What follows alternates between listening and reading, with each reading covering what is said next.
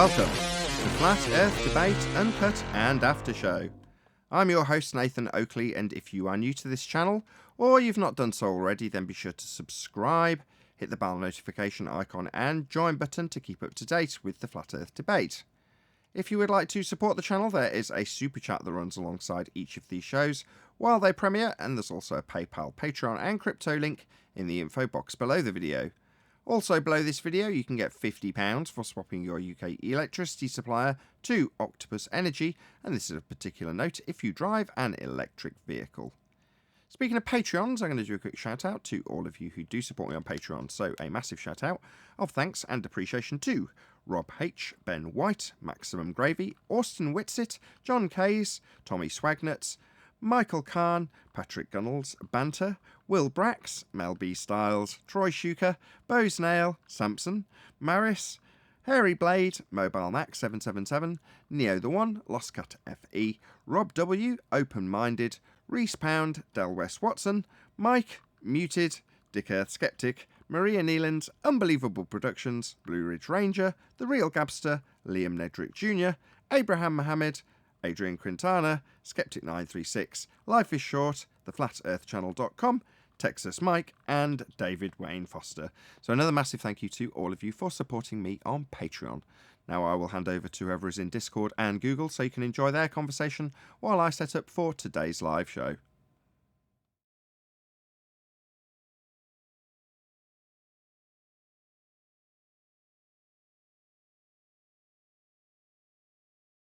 I know you like the laid-back shows, but I like when people come on to try to win Bitcoin and get destroyed. I love it. Okay. Fair enough.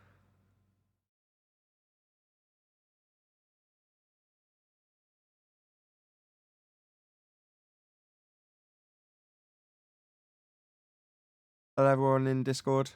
How you all doing? Doing good, thank you. Doing good, thank you, Nathan. What about you? Me? I'm alright.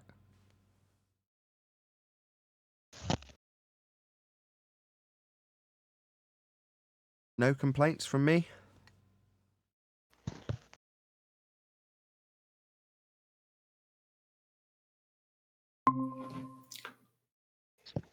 Hey, 10th. Hi. Hello. Sounds still good? Yeah, sounds good to me. All right, I'll work on it later. Something else. Got the allergies today. Good morning, good morning. Good morning to you too. Good to have you. Oh, we got two Neils. What's going on? Can we barely handle one of them? What's going on, Neil? Wow, what the hell happened here? I don't know. I got disconnected and I popped back on. How does it do with me? Neil, let me introduce you, Neil. Oh, he's gone. Sorry, Neil, I didn't get a chance to introduce you. Neil. A clone, Neil. Was. Good morning, Discord. No Neils. Morning, Dad. Good morning. Hey, did you like Discord Monday idea? You talking to me? Yeah. Remember I said yesterday, if you consider making Discord Monday when it comes to the housekeeping questions, only people in Discord can answer. Sure. You have to remind me. Yeah, I will. Just don't call it Discord Monday. Just call it Discord Day. Okay. Yeah, because of the day. Okay. Well, it was kind of like that song title, Manic Monday. So I don't know why I thought about it. Sure. I just don't want any reference to the day because often they get released sometime after they've been pre-recorded. So this show might not go out to the public till, I don't know, it could come out on any day. It could come out on a Saturday. Yeah, so Discord. What was it again you want me to call it? Discord Day. Discord Day, okay. Yeah, just get rid of. Well, I don't know. Whatever you like the ring of, just to remind me. Yeah, that's fine. Without naming the day. Yeah, Discord Day. That's good. Discord day. Okay. As long as I hear that, I'll know what you mean. Which is to say, don't let the panel answer all the questions. Yeah, it was a good change of pace. D-Day. There we go. D-Day. D-Day. I Right, like D-Day. D-Day it is. Good one. Yeah, we can have D-Day once a week. That's awesome. I mean, Yeah, they I'm could down still with that. do it. Say again? They could still do it at any time they want, but that's just specifically just for D-Day for them. So no panel members will do it. Right.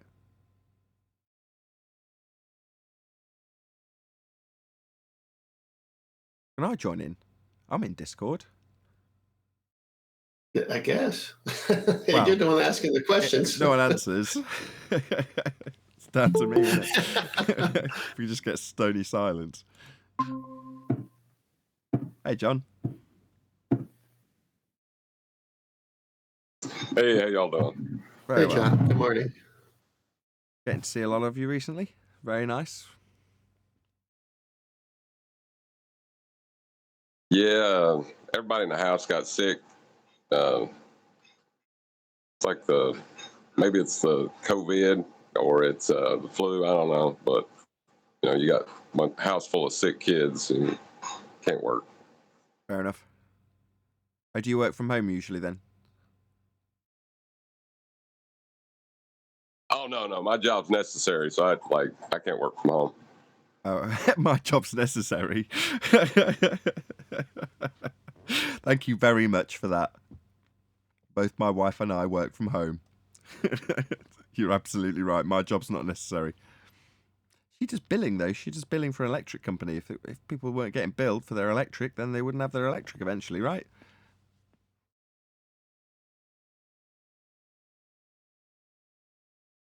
I guess that's debatable, yeah. Good answer.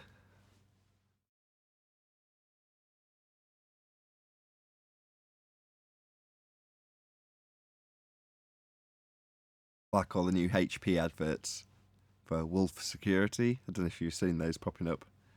Where they show a guy, I think it's Christian Slater, who's supposed to be the hacker. And he's like, check out this kid on his PlayStation talking to his mates. He's an easy target for me to make my way into the big network. Ha ha ha.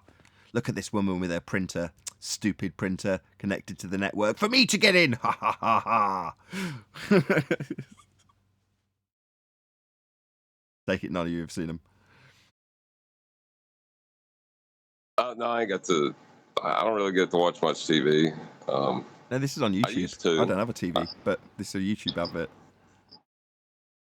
Oh, really? I ain't seen it yet. I'll try to find it. It might be aimed at a British audience. I don't know. It's for Hewlett Packard, so I would imagine it was a worldwide advert.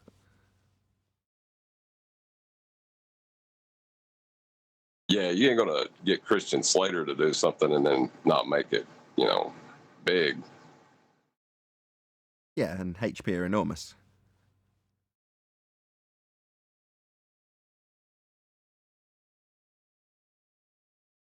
Did Dirth ever get back in contact with you? Did that guy come for his Bitcoin after coming here, or did he kind of realize that admitting that the Earth is flat is not a good way to prove it's a globe? He won't have gone back to Dirth, and if he had, I'm pretty sure Dirth would have gone in touch and said, "Oi, do you realise the cheek of this guy? He's actually come to me and said, can I have my Bitcoin now?" As far as he was concerned, he was coming to get his Bitcoin. That was why he was here. If you listen to what he says, his opener is, "I've come to get Bitcoin." He thinks he's going to get it handed over at the end. But of course, he's actually coming to prove Earth's a sphere, and we're just vetting what he's got to say. Hey, Sleeping Warrior. Hey. Sleeping Warrior's got a Hold on. Sleeping Warrior's got a presentation to do after the housekeeping questions, just so you're all aware. Yeah, that means don't fucking interrupt Neil, you cunt. No need. No need. Yeah, the fuck it is. I'm only joking, Neil. I didn't mean cunt. It is I'm only true, though. joking. Well, I Neil, don't want didn't mean cunt. Yeah, between Neil and Alwyn, they can devastate a good pun. said, I don't think that guy knew he was walking into the Bitcoin, dude. I think he got a. Why does it sound like Neil sat between a microphone and a speaker? Because it sounds like if he was open for a little bit longer, you'd get that reverb, that echoing thing. He's working in a room that's got a constant alarm going. Oh, well, fucking mute yourself then, you Burke. What, while he's talking? You interrupted him. You just told him off preemptively to not rumpus you. And then the minute he's into talking, you're like, why has he got a whistle in the background right through the middle of him? I love it. Yeah, well, consider it payback, Neil.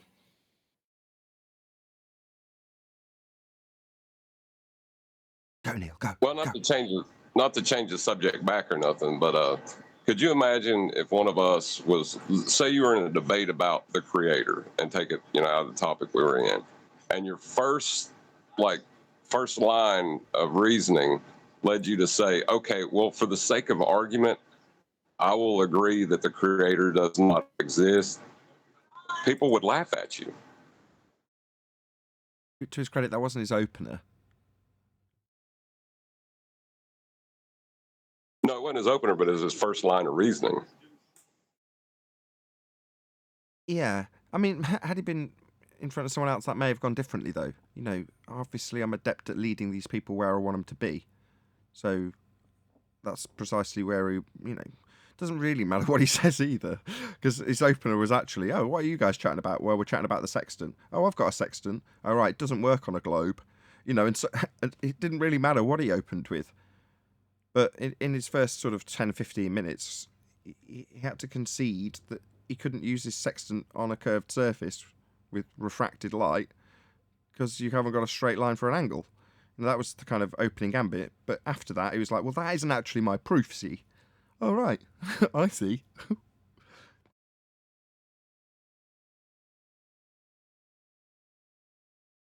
But for my proofsy to work, I will concede that Earth is flat and contained. Now, can we get on with my proofsy?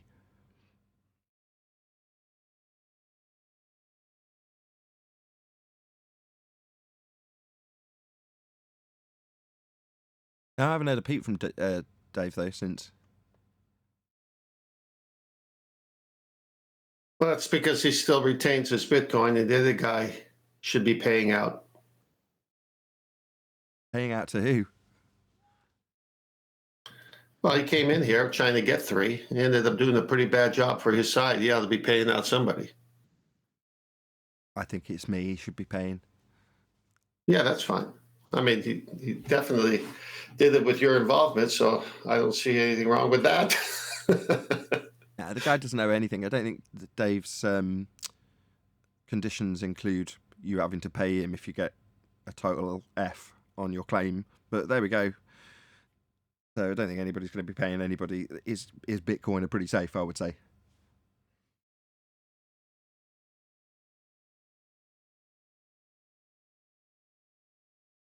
Well, it was interesting that it took that to get that guy in here. Would he have come in just for the topic itself?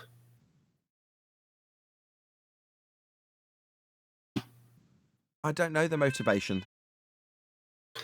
Well, I do. They're not showing up as much. The motivation is I can't get anywhere on that show. They keep calling out my begging the question fallacies. And I used to do so well when I could get away with those at the beginning of every argument.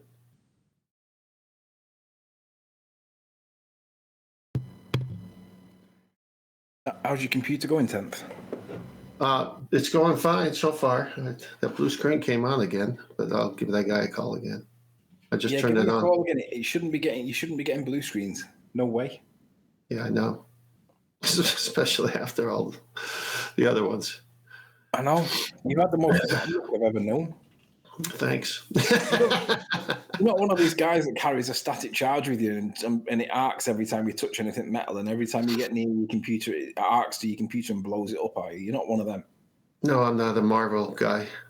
I'm not one of these superheroes.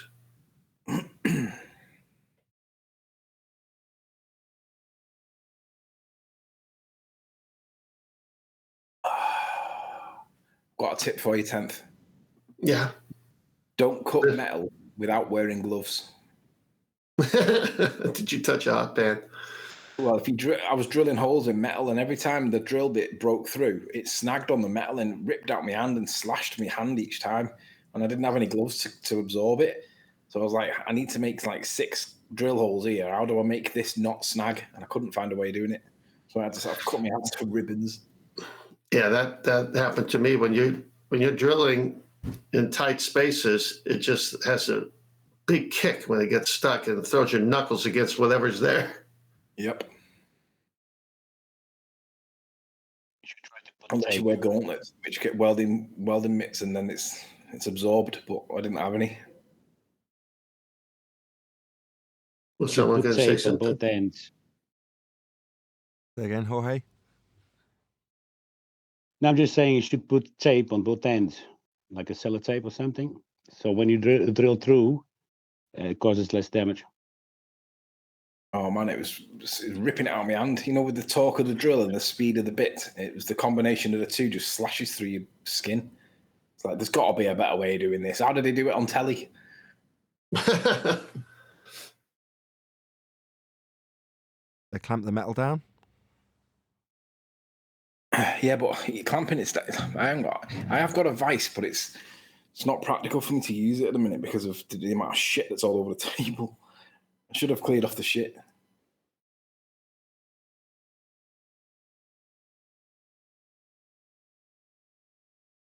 Just see metal workers and woodworkers that are watching this just shaking their head right now. There we go. Yeah. That's it. It's a classic example of having all the gear but no idea, because I've got the drill bits and know how to do it, and then I just don't apply any of it. You end up just putting it in your hand instead because you can't get to the vice.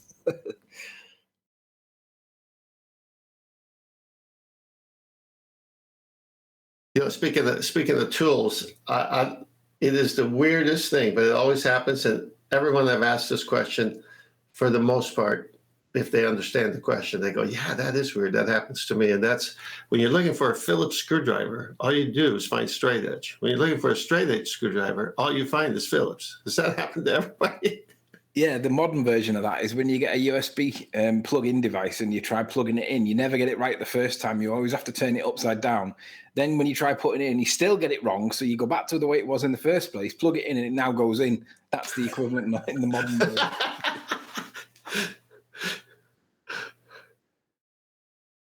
I actually have a solution to that problem. So what I do is I keep my Phillips screwdriver, or a couple of them, in the kitchen drawer with the cutlery along a little side gap.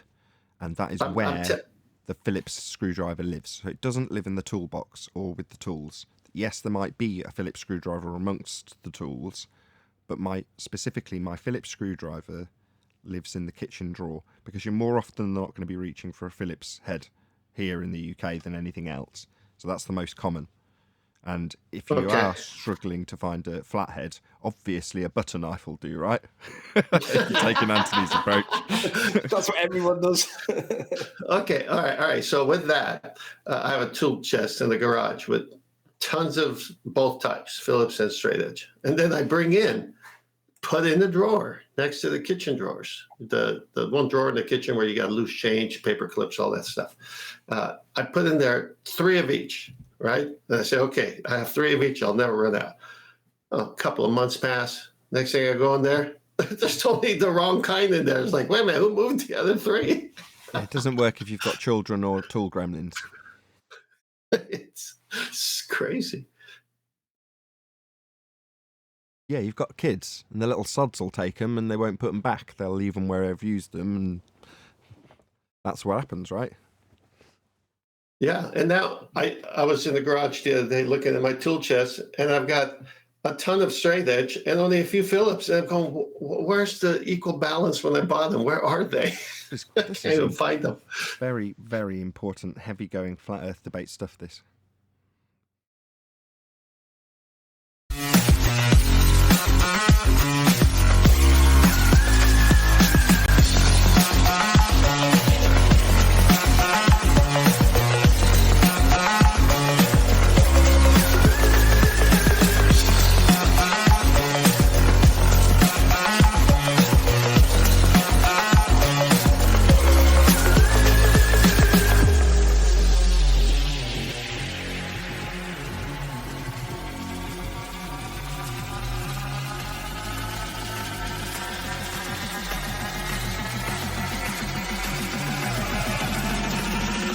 Welcome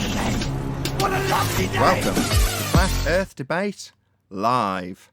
I'm your host, Nathan Oakley, and if you are new to this channel, or you've not done so already, then be sure to subscribe, hit the bell notification icon and join button if you'd like to become a Nathan Oakley 1980 channel member and keep up to date with the Flat Earth Debate. If you would like to support the channel, there is a super chat that runs alongside each of these shows while they are live, and there's also a PayPal, Patreon and crypto link in the info box below the video. Also, below this video, you can get £50 for swapping your UK electricity supplier to Octopus Energy, and this is of particular note if you drive an electric vehicle. Most importantly, if you'd like to join the discussion, simply mute the page you are currently watching, then click the link in the info box below this video to join the panel and express your views on the nature of Earth. If you do join, please don't swear. If you do, you'll be ejected, and if you are, please don't try to rejoin the stream using sock accounts. You'll be warmly welcome back on the next stream. Please also share the show on social media. Sharing the show obviously increases the live audience, but this in turn increases the chances of a more diverse panel, so please share the show on Facebook and Twitter. One last time, if you're new to the channel or you've not done so already, then be sure to subscribe, hit the bell notification icon and join button to keep up to date with the Flat Earth Debate. Now we are joined by Sleeping Warrior, 10th Man, Neil, and a whole bunch of people in Discord. Oh, we've also got John, Refracted Curvature, my bad. Hello, one and all, welcome, welcome, welcome. Yo, yo. Hey, good morning. Good afternoon.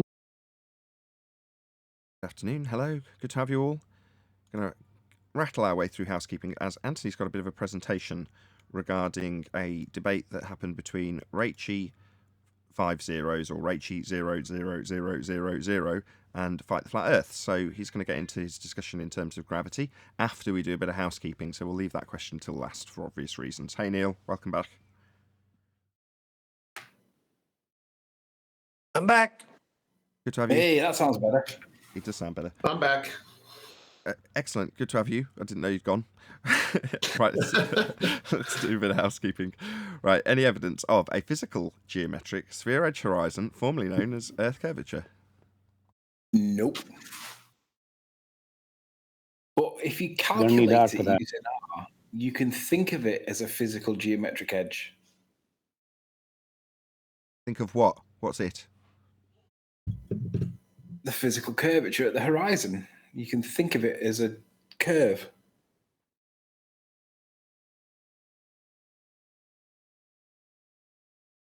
How are you calculating it without measuring it? Anything. We'll just calculate the curve into existence, and then you can think of it as a curve. You need a radius. He's back to saying it again. Yeah, we'll assume it. Imagination lands. It being the horizon. Yeah. The horizon's not Earth curve. Well, the minute No, but you can think of it as Earth curve. If we assume R, then calculate it. Maths is reality according to Red's rhetoric, right? So if we calculate it because we assume it, then it becomes a reality, does it not? No, Black Swan. no, the minute it exceeds the geometric limitations, you can't assume it anymore. All right, yeah, but then we just added our band-aid called refraction, and then that fixes everything, and we can just infinitely vary it as much as necessary, always so that it appears to be flat again, I might add. Never that it goes beyond that or still slightly curved, always flat. But we can adjust for it. But then you lose the measurement that you're basing it off of. Precisely. What measurement? We're basing it on this. This is on maths. No. Your maths is basing the R value on geometry. Just flat out, straight mathematics, if you like, geometric in nature. The moment you say it's refracted, then the reality that you're basing that refraction on, that would be a curved surface with terrestrial refraction at 7/6 or whatever variant of the R value, requires you to have measured R in the first instance. That's John's point. If you say refraction, well, you're destroying the very measurement of the geometry because you can no longer measure it. Nah, just assume it, calculate it, and then it becomes a reality if we say it enough. My favourite in the chat is when this conversation comes up, normally following a conversation about the sextant. Where'd you get a straight line for a sextant? Well, we just look and we see and we get one. Black Swan. Globe debunked. That's the shorthand version. The longhand version is, how do you get a straight line for the sextant? Well, how does the sextant work? It looks at the horizon and that gives you a straight flat baseline. Earth is flat, that's the only way that would work. You ask a glober where they get a straight line from, and they say, well, we could just get a straight line of sight. That would be a straight line to, in this instance, the horizon. Now, the black swan would have the horizon at a fixed location. If you've got a straight line to it, it becomes geometric. That's what you're doing with the triangles for triangulation. You're using pure geometry. Well, their pure geometry relies on an R value that has a capability of being measured. Now, when they say straight line to the horizon for a sextant, oh, right, well, we've just had 21 months of you telling us it's refracted. Never a straight line to acquire. Always refracted. That's your explanation for the black swan. So it leaves them in the most cognitive pain to date I have seen in chat sessions. So as the Uncut and After show goes up, I'll often be sat in the chat monitoring it. I won't necessarily always chat, but I am always there monitoring it for the most part. And I see this conversation. They say that they can get a straight line for the sextant, and then when you point out that their lines are bent, they don't know what to do. They don't know how to get around the fact that they've now recognised their own paradox. One of their rebuttals is straight line to the horizon for the plane geometry in triangular form that is needed when plane sailing. So they just say, well, we just get a straight line. We just use the tool as intended. Straight line to the horizon, right? That's how it's intended to work for triangles with flat bottoms. Oh yeah, you've just told us it's refracted black swan. Well, we just get a straight line. You've just told me it's refracted black swan. Well, it's a refracted line, so sextant doesn't work on a globe then. And so you go round and round in circles with their cognitive pain very much on show. It's embarrassing. Well, Yeah.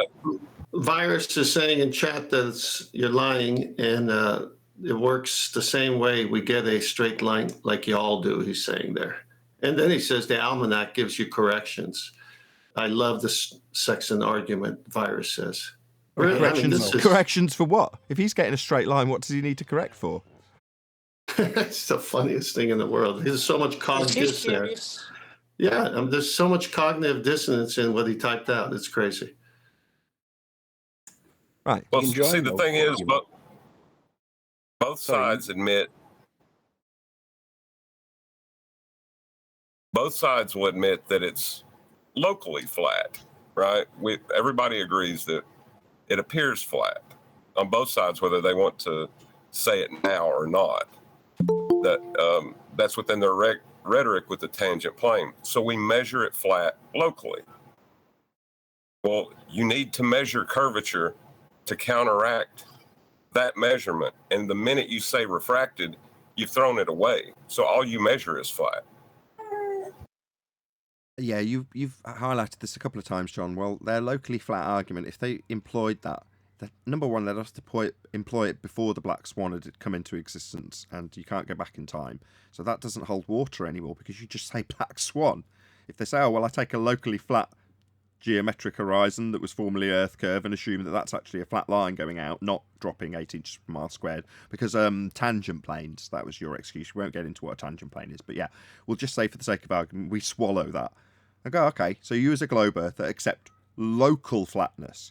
Well, beyond your acquisition of a straight flat line by utilisation of the horizon for the base of a triangle, when you drop a plumb from the star to its ground position, your straight flat line that you accepted as locally flat to acquire this will extend beyond the horizon and remain flat to the GP of the star. So locally flat doesn't wash either. Well, it's interesting that they always have to draw a tangent plane, even though, how can I put this? Why are they always drawing that tangent plane? Why do they have to go to that extent? If it's curved, it's curved, and it'd be readily there for everyone to know. But because it's not curved, they always draw a straight, short tangent plane on all of their orthographic, pictures, and when they try to explain it. Why are they drawing that tangent plane? What makes them do that? Because it's flat, and It's in order to find the radius. Yeah, they need flatness. So tangent, well, that's just them acquiring a straight line to what they assume is drop that they're not going to deal with when they actually measure the plane of that tangent plane, which is essentially a flat area. So they do it because Earth is actually flat, and they've got to deal with that fact when they actually deal with reality.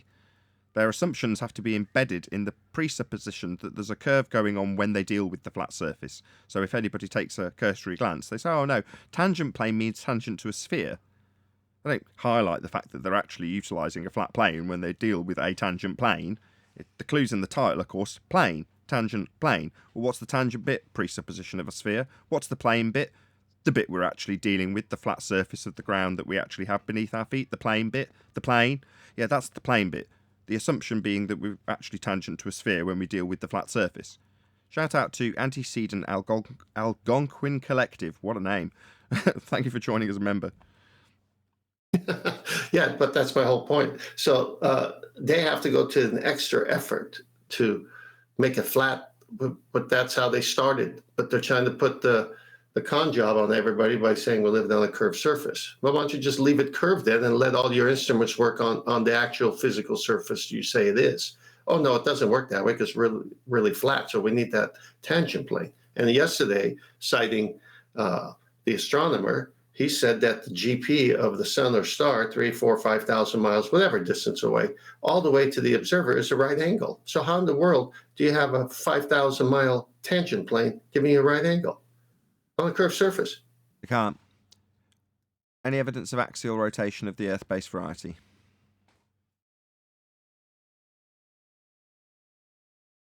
You're going to need R for that. Any evidence of the R value? Black Swan. Debunked. Say again, Jorge. Black Swan. Indeed. Any evidence you can have gas pressure without the necessary antecedent of a container? Impossible.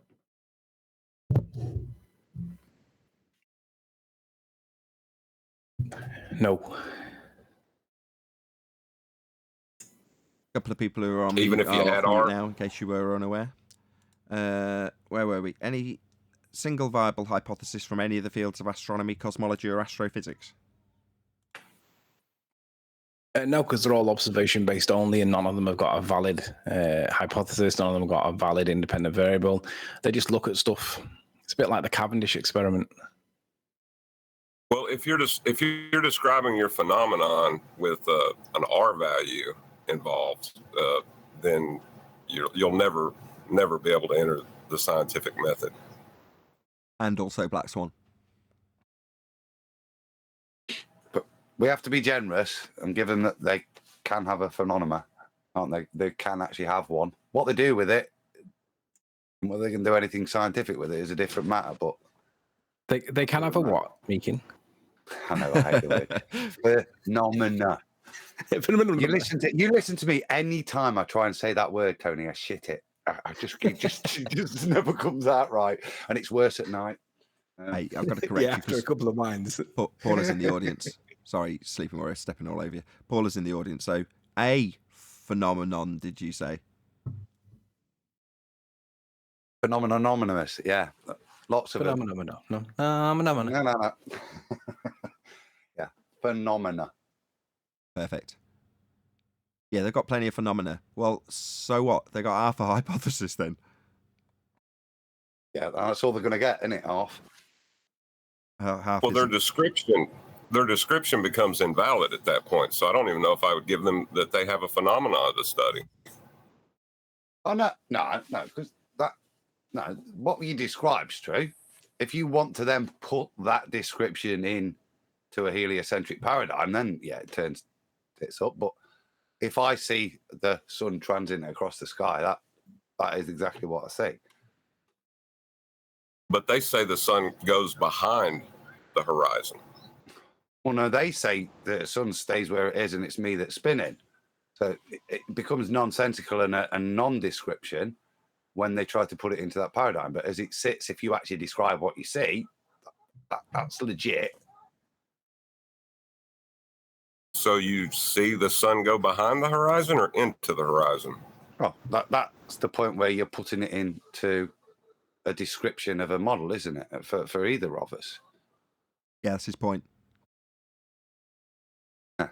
So you can have the phenomenon as long as you don't try and describe it in their model, yeah? Are we agreeing to agree here? Seems like it. Having not disagreed. You can have a phenomena, but also, some phenomena aren't in the model; they're just in the maths. So, for example, the notion, the phenomenon claimed as mass attracting mass.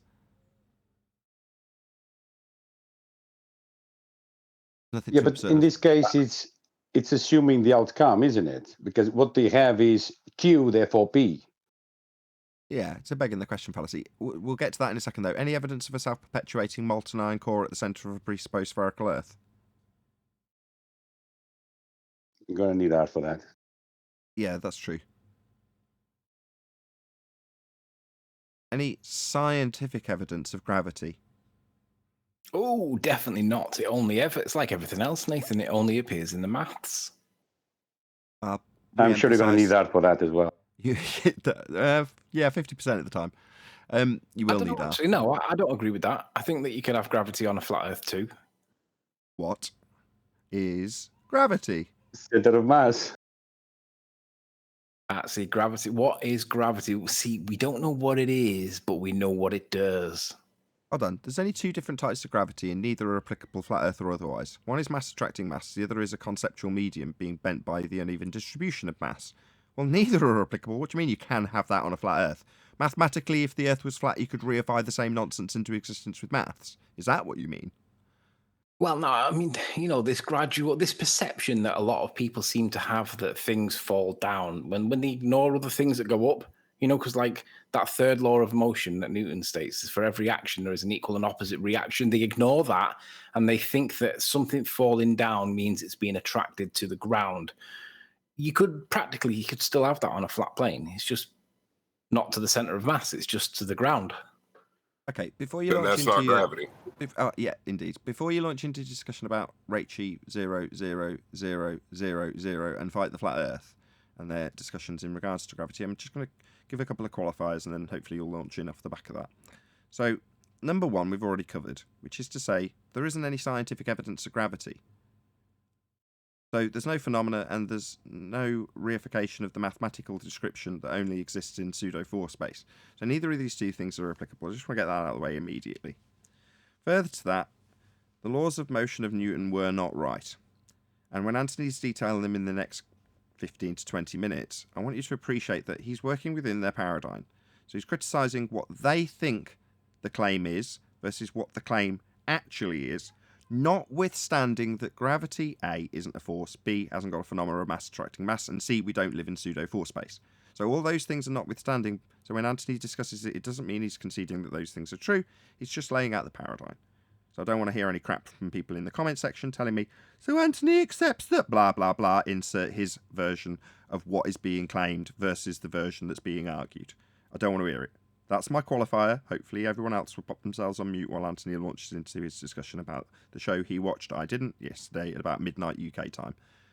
Is everybody on mute? You ready to take it away, Anthony? Yeah, I'll just quickly screen share. Oh, the screen sharing. Oh, God. So I can't just go and get a brew. Okay. No, you can, because I'll control it. It's fine. I was joking. Okay, you're on. Are we up? Yeah. Ready when you are. All right. So last night, midnight, I didn't watch it live. I watched it first thing this morning because sleep's paramount these days. But anyway, Raichi 50 was arguing with Fight the Flat Earth, and obviously he gets onto gravity. Now, she asks a very basic high school level question on F equals MA. And I was gobsmacked at the obfuscation tactics that were in play. It's a very, very simple question that she asks. And what she's pointed out is that these people, these anti-flat earthers, will obfuscate at all costs when they're cornered. And she's trying to point out to them that they substitute Newton's second law in lieu of Newton's first law. So she asks them, where do you get the A from in F equals MA? Now, what they're doing is they're calculating the force into existence because they see something accelerate. They calculate the force from it, applying the sum.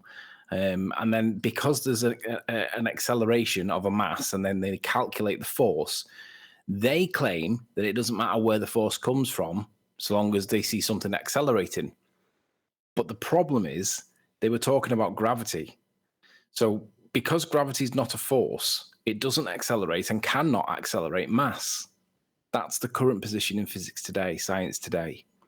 But they want to apply Newtonian gravitation at all times because they want to insist that mass attracts mass, and Newton's universal gravitational theory insists that mass attracts mass. They want to apply that always, and it's not the current position in science anymore. So Newton's first law of motion states that an object in motion or an object at rest will remain in motion or at rest unless acted upon by a force. Fight the Flat Earth took massive issue with the fact that she didn't say an unbalanced force, because he thinks that that's important. It isn't important, and what I'm about to show is not only is he wrong, but even if he was right, it doesn't change the position. They still need to answer the question. So what I'm going to do now, flick over to the next page. I've not used PowerPoint for a long time. So this is a screenshot where after asking the question, F equals ma, where do you get the A from? He's working out, he's trying to use a load of mathematics to get to the A, the answer, and this is what he gives us the answer. And then he insists that this is satisfying the requirements for acceleration. And Rachel's trying to get him to go back to the application of Newton's first law, which we're going to look at now. So in this, let's go back to this. Oh, I've not put it on. In this, let me just make sure where that is, because that should be in there. This is kind of important. Just bear with me. Yeah, it's there. There. Sorry, F5. So this is taken from this particular book. It's in obviously Newton's laws of motion was written in Latin, and none of us speak Latin, and you've got to allow for a little bit of wiggle room because there might be some element of being lost in translation. But nonetheless, this is a translation using Latin, using this particular guy, Andrew Mott. You can there's the ISBN number. You can search it. You can buy it on whatever, Amazon or whatever. And what we're going to do is we're going to look at Newton's first and second laws of motion. And throughout what I'm going to say now, you've got to remember that the point I'm making is that they substitute the calculation of F equals ma in lieu of Newton's first law of motion. That's what they're doing. They're substituting mathematics in lieu of his first law of motion, okay? So he said, Fight the Flat Earth said, he focused massively on the unbalanced force bit, and he insists that Newton said it. But this is actually from Newton's book, Newton's law of Newton's Principia, however you want to pronounce it. Every body preserves in its state of rest or of uniform motion in a right line unless it is compelled to change that state by forces impressed thereon. Now, it doesn't say unbalanced forces, and this is the final edition, right? So this is the most recent version of, he did a couple of revisions of it, but this is the most recent version of. It doesn't say unbalanced forces. So Fight the Flat Earth, when he dwells on the unbalanced forces claim from Newton, that is actually wrong. That doesn't come into it. That was substituted later. Newton didn't say it. So Fight the Flat Earth is incorrect to dwell on the unbalanced forces bit. It was substituted later on. But basically what this says in normal everyday language is an object in motion will remain in motion unless acted upon by a force. Okay, that's the first rule. So to get an object to accelerate, you have to give a force. You have to apply a force, an interaction, a push or a pull, a repulsion, a propulsion. Whatever word you want to do, there's got to be a doing word. It's got to have a verb to describe the interaction between the object that's not moving and the thing that's making it move. There's got to be something there, otherwise it won't accelerate. Okay, that's the first one. Now, what that also means is if you haven't got a force, it isn't going to accelerate. So an object at rest will remain at rest unless acted upon by a force, right? So it's not going to accelerate without a force, right? And in the second law of motion, which is what they always apply, F equals ma, it doesn't actually say F equals ma anywhere in Newton's second law. It says the alteration of motion is ever proportional to the motive force impressed, and it is made in the direction of the right line in which that force is impressed. And then it goes on to make some more. But the point is, it doesn't say F equals ma. That's simply a calculation. Now, these laws of motion essentially were superseded, or they were refined by quantum mechanics, which I'm not going to go into, But I want people to be aware that they were not right and they needed to be changed by quantum mechanics in 1925. Einstein's theory of general relativity was 1915. Let's flip back to that first one for a second, because I just want to point this bit out. Projectiles persever, basically continue in their motions so far as they are not retarded by the resistance of the air or impelled downwards by the force of gravity. Key word that, downwards by the force of gravity. Well, we all know that gravity is not a force because Einstein changed it in 1915 when he redefined gravity. He invented a whole new geometry. He limited the speed of light to a constant and basically radicalized gravitation from the force that Newton's describing here into an effect. This is an important note, and this is a really important distinction to observe, because if gravity is not a force, there can be no effect, because you need a force to cause the acceleration of mass. This is what Rachel was asking. Where do you get that acceleration from in F equals ma? Well, there is no acceleration of mass if you haven't got a force to do it. You need a force to accelerate mass. But what they're doing is substituting a force, and they're calculating the force as though the force exists. Well, the calculating isn't going to give you an accelerating mass. You need a force to do that, not a calculation, not a load of gibberish. Doesn't matter how eloquent your equations are, be them Einstein's field equations or fight the flat earth scribbling on a whiteboard. Doesn't matter how good your maths are, that doesn't accelerate mass. You need a force, not a calculation, force.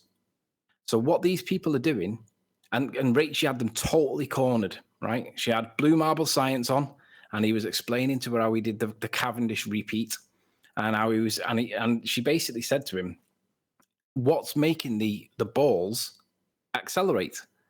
And he's saying, well, it's obviously something that looks and acts like a force. And she said, well, what force is it? And he can't answer that question. So these people will do everything to stop them from answering that question, because their answer is gravity. But as we know, gravity is not a force. It was replaced by Einstein 1915 as an effect. Now, let's just push Einstein a couple of steps further. Einstein was verified according to science in 1919 with the observation of Eddington, where he observed the stars behind the sun. And in doing so, he validated, according to science, he validated that Einstein was in fact correct, because the observation of the stars behind the sun would not be possible unless space-time was bending, okay? So at 1919, that was verified to be Einsteinian, to be correct. That's the claim. Fast forward 100 or so years, and you've got LIGO. So mid-1990s, they started to build and got towards completing the LIGO observational thing, the gravitational wave observatory. And that was at a cost of $1.1 billion. That's not just a number. That is a massive number, a huge number, right? $1.1 billion. It took them 10 years and numerous false claims, false starts for the observation of gravitational waves. If LIGO detects gravitational waves and it's supporting Einstein because it's gravitational waves, Newton didn't have gravitational waves. He did have changes in direction of gravity when accelerations occur, but he didn't have gravitational waves, and that's what LIGO is specifically detecting. It proves that Einstein is correct and not Newton. So it goes beyond the Eddington observation, and it is claimed that by having gravitational waves, Einstein is correct and Newton is not. And that is the current position in science today. Not that I agree with it, I don't, but that's what the current position is in science today.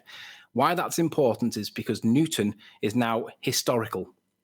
He's not current anymore. You can't use his maths to calculate forces into existence. You can't do it because you haven't got the force in the first place applying Newton's first law to be able to do so. You have to have a force to accelerate mass. You can't have calculations to accelerate mass. And this is the point that Rachel was trying to get to. And he will not let her speak. She's absolutely right. The more she asks the question, the more irate he gets, and he starts calling her a stupid bint and all the usual insults, rather than address the actual question.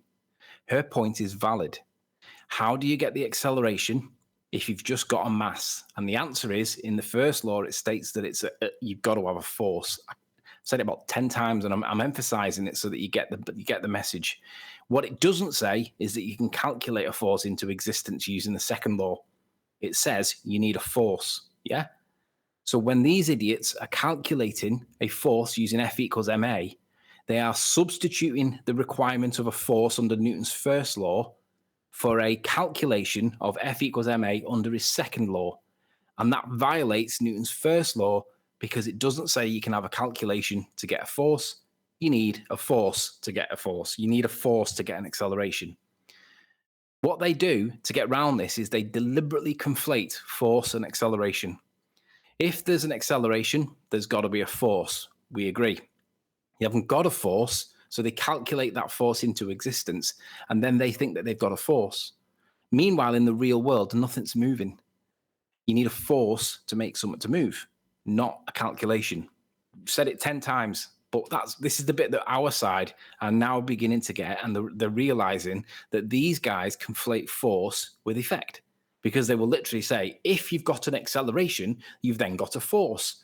But they don't say, yeah, we need a force to get the acceleration. That's the point that Rachel was trying to get to, and they would not let her get to it. So no matter what she did, he would not answer the question unless he was referring to mathematics. And that isn't the answer. So I'm going to finish with, this is where F equals ma comes from in the second law. It actually comes from his definition, right? His definition states that the quantity of motion is the measure of the same arising from the velocity and the quantity of matter conjunctly. That's what he's describing there. That's where the F equals ma comes from. So it doesn't even come from the second law of motion. It comes from an interpretation of the definition. So 2 points there. Newton did not say that there was an unbalanced force in the first law of motion, and F equals ma doesn't even come from the second. It comes from an interpretation of the definition. Okay, and then we're going to end with this, because this is essentially what they're doing. If you read along with me, I'll transpose my point over the top of these words here. Oh well, never mind that. Now I have a acceleration to gravitation. That's the scientific formula. Accelerating mass through the calculation of sums, and now I have an acceleration of mass. So in the same way that this prisoner is trying to escape jail by calculating how he can walk through walls, and obviously you can't calculate how you can walk through walls, he thinks you can. They are doing exactly the same thing, but rather than escaping jail with a calculation, they're making mass accelerate with a calculation. But it violates Newton's first law of motion, which requires a force, not a calculation. If our side can get that right and apply this against them regularly, they'll stop claiming that F equals ma, therefore we've got gravitational attraction, because that is literally what they're doing. I'm done. Anybody got any questions? Very good. Thank you first and foremost before anybody launches in. Good presentation. Was that a picture of that guy, Fight the Flat Earth? Who cares? Any comments on the presentation Ugly in terms of bastard.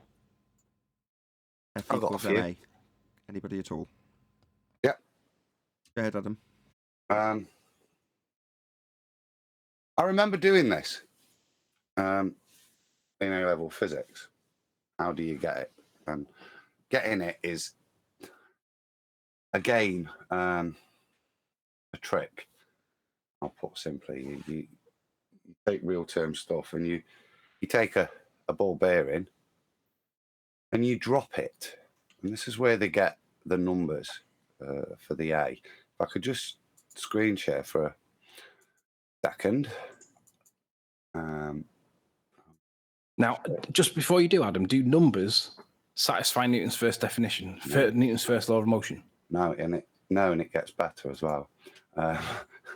So just, it is exactly numbers. If you can see here, what they're going to do is take these things and then use the formula equation for a line of y equals mx plus c to define that the gradient will be equal to the force of gravity. And the way they do that is by taking stuff and dropping it. Now, I would suggest to you that what you're measuring there is the force that you've had to put in to the system, and then you're measuring it equilibrate. There is no overreaching force. You're just measuring the displacement you put into the system by picking up the ball bearing and dropping it. That's what you're demonstrating there. You're not demonstrating a force that you can't demonstrate. But what I want to do, just to give Nathan a giggle, is go to the top. This is A-level physics that is from. And I shall just read it. The overall aim of the experiment is to calculate the value of the acceleration due to gravity g. This is done by measuring the time it takes for a ball bearing to fall a certain distance. The acceleration is then calculated, as I briefly outlined. Variables. Independent variable is height, and the dependent variable is time. Your controls are the steel boring, the same electromagnet, and the distances. And I'll leave it at that, because I think no more. Well, sorry, from what I understand, the proposed hypothesis is if height, then time. Is that correct? That seems to be what comes out of an A-level physics syllabus, yeah. If height, then time is the claimed experimental alternative hypothesis. My God, what's the world come to, Adam? Shocking. See, and this is the shit that they're teaching kids, right? Yeah. And I heard Conspiracy Cats recently attack Spurs Chemo, and he said, you have no idea what they're teaching kids. And that's a valid point. We're not kids. We're not in school anymore. So what do they teach kids? And if this is an example of what they're teaching kids, that the independent variable can be height, what is height? It's an arbitrary measuring scale that we ascribe to the distance between objects in a vertical axis, right? But it's a concept. It's not a valid independent variable. Well, I know they're warning kids about flat earthers. That I know for a fact. Really? Just to round that out, Adam, correct me if I'm wrong, no medium was mentioned. Absolutely none. No. Well, that was another spin-off that I wanted to just add. Newton's first law of motion states that an egg will remain in the middle of its medium unless acted upon by a force, right? It doesn't mention the medium. But if you have the interaction of one relative egg relative to its medium, and you vary the medium or the egg or the density of the mass or the volume of either, then an acceleration occurs. And if you isolate the perception or the perspective to just the egg, then you will say, well, there must be a force there. And we can say, well, there is a force. It's pressure. Pressure is caused by the interactions of the molecules against the walls of its container. And we put more molecules in that medium, and we increase the rate of collisions between the egg, the medium and the surface, and that pushed the egg up. And all of the mass went below the egg. Now, we can satisfy that definition, right?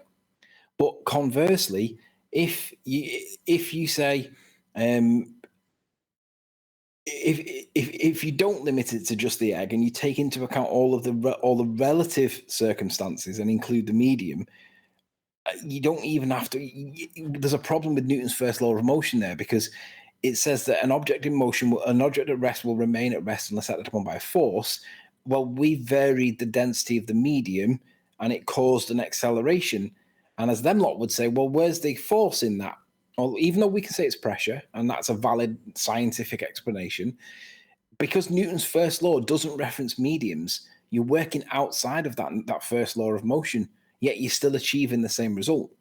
So the question really is Newton's first law of motion wide and broad enough to account for all of the variables when there are other variables that cause acceleration that he doesn't really consider or account for? And it's a bit epistemological, but it's still a valid question to ask. Anybody from Discord got any comment on what Anthony's presented? Feel free. Any science deniers want to challenge the science that was presented? Wasn't any science presented. Well, any non-science deniers want to question any of the non-science that was presented? Alrighty then. Well, the little bit I did watch, I noticed the other question that he really shied away from was what causes the rotation of the Earth, right? Because he has to answer the same question. Where's the force? Struggle to. What is causing the rotation of the Earth? What causes it? It's all density dependent, isn't it? When you combine two liquids and one is lighter than the other, because they don't mix, there is no vector down. Actually, the liquid is going up. Hold on a second. I don't like that question. There is a vector up and down. We Hold on. demonstrated that if we one of the things that Fight the Flat Earth claimed was that relative density disequilibrium doesn't account for or explain the directionality, but it does, because this is where I'm reluctant to even have this conversation with people on their side. Sorry, why are you explaining this? Do you have a claim in this regard, Anthony? I just can address. I can rebut the assertion that relative density doesn't have a directionality to it. No. You've already done that. Refutation of a claim of gravity has been achieved, right? Further to that, you can, if you choose to, offer up a claim now. But why would you do that? Just to rebut the nonsense, the lie that Fight the Flat Earth has said. You're falling into the trap of feeling that it's somehow your responsibility to offer up an alternative explanation. Now, don't get me wrong, I appreciate over the last 2 years, maybe even longer, starting with you and Arwin just discussing the relative density disequilibrium argument in juxtaposition with the gravity argument. That was fascinating. However, much as I appreciate it, and I'm the first to say we're in a world of discovery and we can find out new things, and this is one of them. In this specific respect, when it's somebody making a claim about gravity, rip it to shreds and just leave it at that. You know, in 20 minutes, if you would like to just bring up relative density and just start describing it, I'd be like, yeah, cool, man, let's discuss this, is great. But in this regard, it leaves the impression that somehow you've got to offer an alternative and you don't. Just want to make that clear. You feel free to if you want to. Yeah, I want to rebut the assertion that Fight the Flat Earth claims wrongly that relative density doesn't account for or explain the directionality. His question was what? Sucker, go ahead. Sucked you in good and proper, hasn't he? Well, you can interpret it as a sucker if you wish, but this gent that's just spoke then basically heard him say that, and if I don't address it, he will believe that Fight the Flat Earth is correct because I refuse to address it. Yeah, but the reality is... let me just address that. So what you're saying is, unless you buy into his false dichotomy, he'll think he's won his false dichotomy, correct? But it's just a false point that he's raised that is not true. Yeah, you've dealt with all that. Look, I'm not going to labour the point. If you want to go into offering up an alternative so that he can then pull apart that and then claim he's won anyway because your version of events that you'll now offer can be then focused on to be pulled apart rather than leaving it at the refutation of what's already been claimed. Because then there's nothing to come back at you with, but you feel free. So the gent that just spoke, would you mind repeating the question for the audience benefit? Bendy Spacetime, can you repeat your statements about your impressions of the Raichi triple, quad, what is it, 5 zeros and Fight the Flat Earth debate? Go ahead. I mentioned that she was trying to get him to explain the cause of the rotation of the Earth when they were talking about centrifugal force. And he avoided answering that at all costs. It was a different bloke. Somebody else after that comment said something like... that was George. That was George that spoke after me. Oh, me. Now, what I said was it's medium dependent.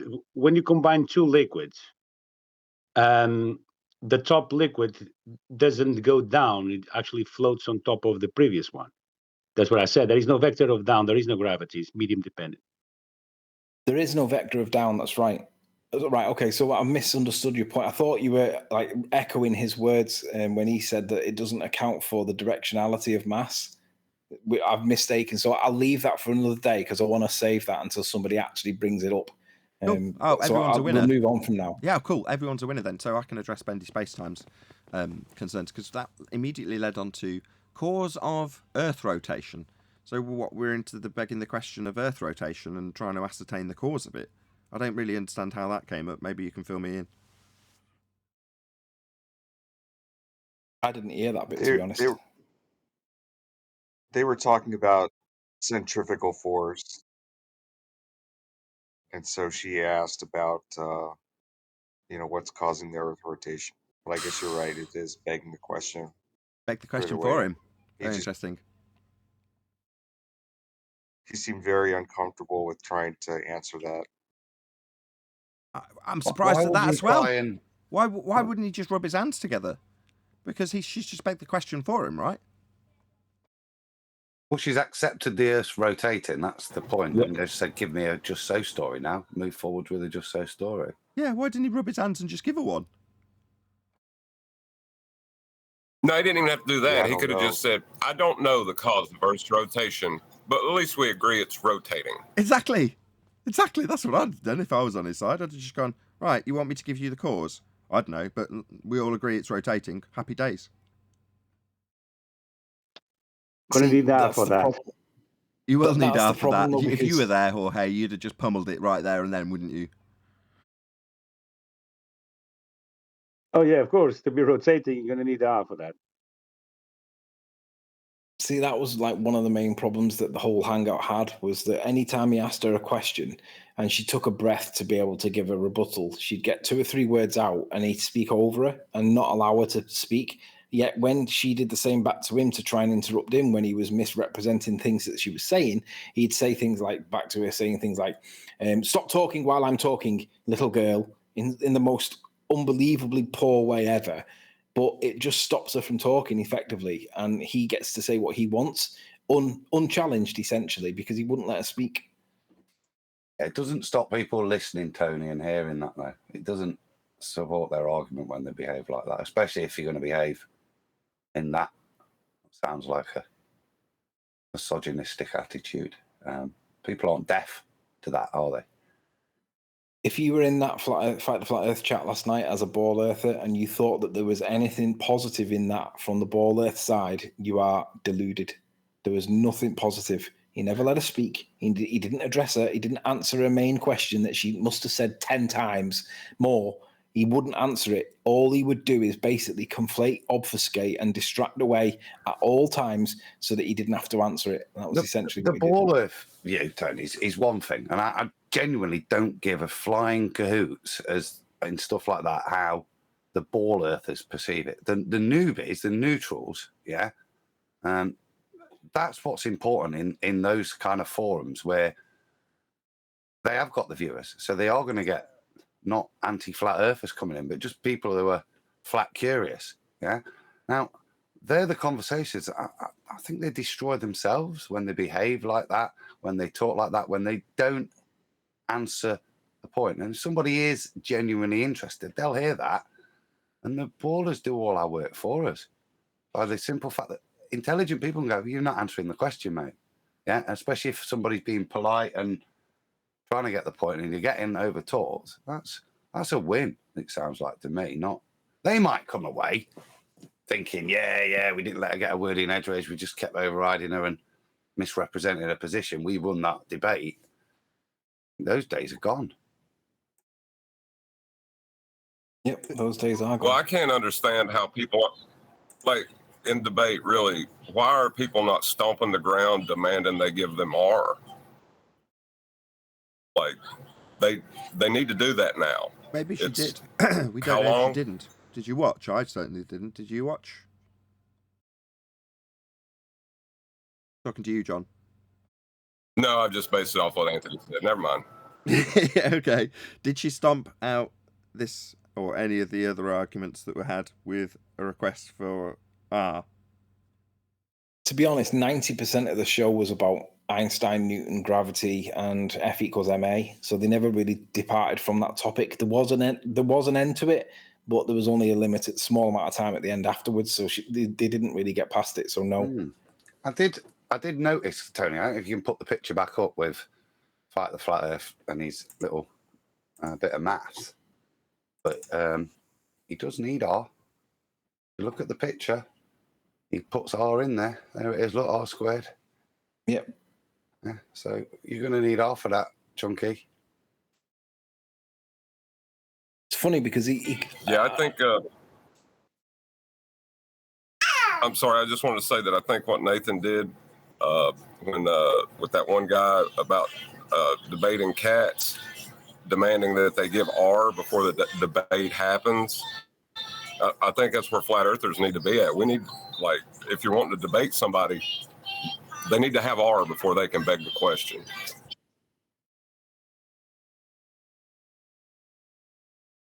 Yeah, I don't think Rachie 50 watches the show enough. She might pass by periodically, but she's definitely not up to date. But these people won't listen to anything that she says. When she gets them cornered, they will apply tactics to get out of it at all costs. So, for example, he brought Hillbilly Blue Balls in to talk about his Cavendish experiment that he repeated. And basically, it is a parlor trick. And he was asking, she'd cited that phrase, it's a parlor trick. And then they were trying to pin her on exactly why was it a parlor trick. And I was in my head, I was thinking she's going to come up with, like, there's no valid observed phenomena, there's no hypothesis, no IVDV. And basically they did get her cornered because she didn't give an answer to it when challenged. But if that had been anybody else that spat out, where's the IV, where's the DV, where's the hypothesis, they wouldn't have got away with, like, refuting their claim that it was just words that she was spewing or words to that effect, because that is essentially what they managed to show, and that's because she's not up to date with the flat earth debate, Rachie. Well, I will plug my own show and advise everyone to share, etc. But I do want 10th Man to just read out his comment that he typed himself in the Skype chat. Can you just read out what you just put, 10th? Yeah, this is Ayn Rand's statement. You can avoid reality, but you cannot avoid the consequences of avoiding reality. No, I want you to read what you wrote. Read what you wrote. I'm transitioning. So I wrote, you can avoid R, but you cannot avoid the consequences of avoiding R. Perfect. Thank you very much.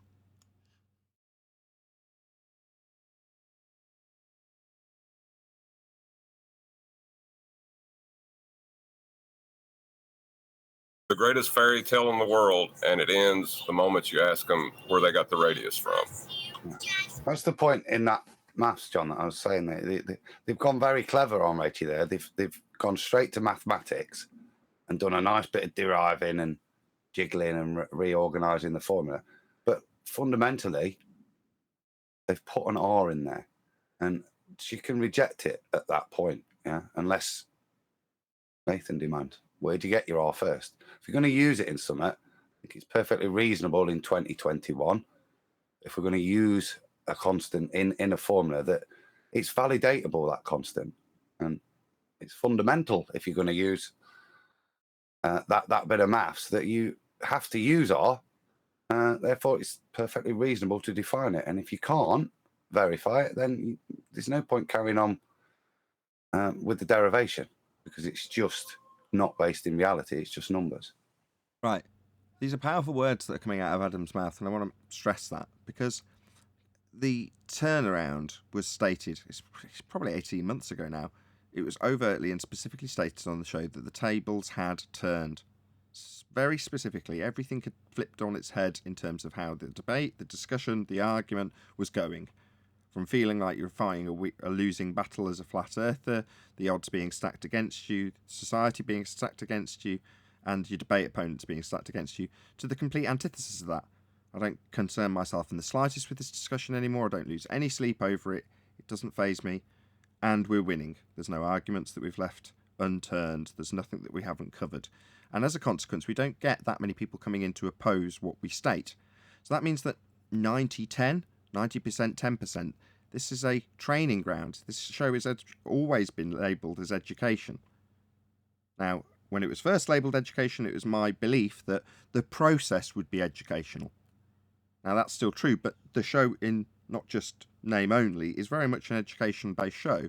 You're saying, well, Rachel wasn't up to date with the flat earth debate. She'd appreciate that. Just asking for where they measured R, well, even if you knew that and asked, you might not necessarily know that having a good grasp of the black swan is the means to having the ability to just ask somebody where they got their R value. You've got to be able to back up these arguments, but you've got to be up to date with the flat earth debate in order to do that.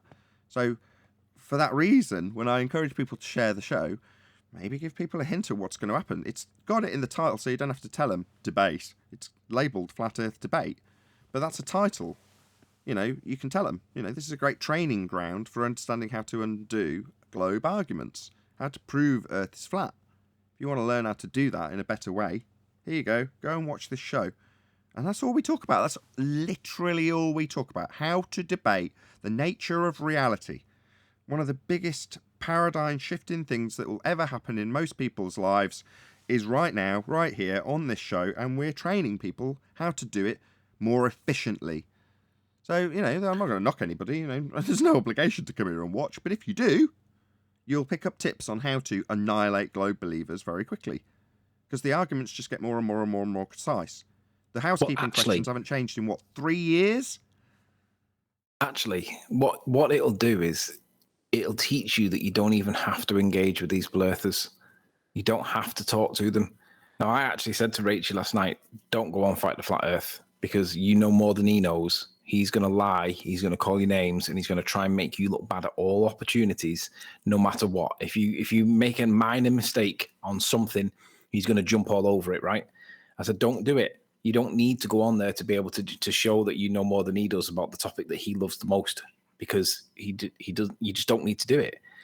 Now, she went on anyway, and I was like, Rachie, there's no need to go on there. You haven't benefited from going on there.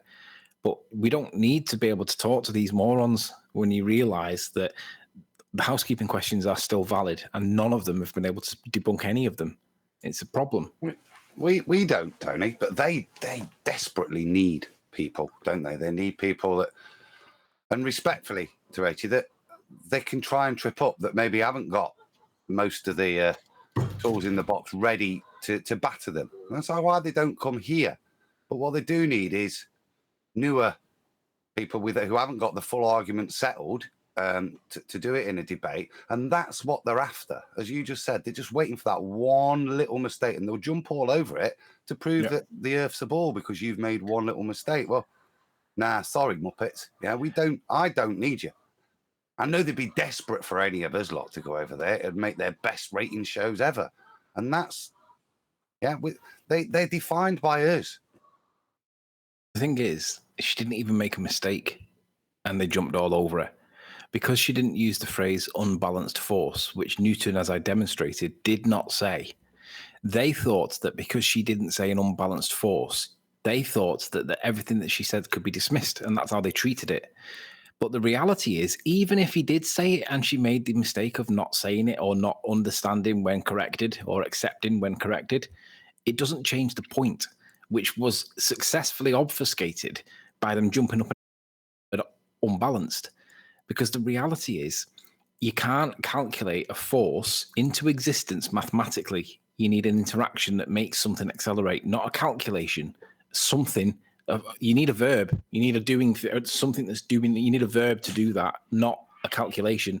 So that point then got successfully obfuscated, so that they couldn't, they weren't made to answer the question, well, what made Cavendish's Hillbilly Blue Balls Cavendish test? What made his balls accelerate? And with that, I'm going to say a huge, massive, enormous thank you, first and foremost, to both Discord and G+ panels for making today's live show possible.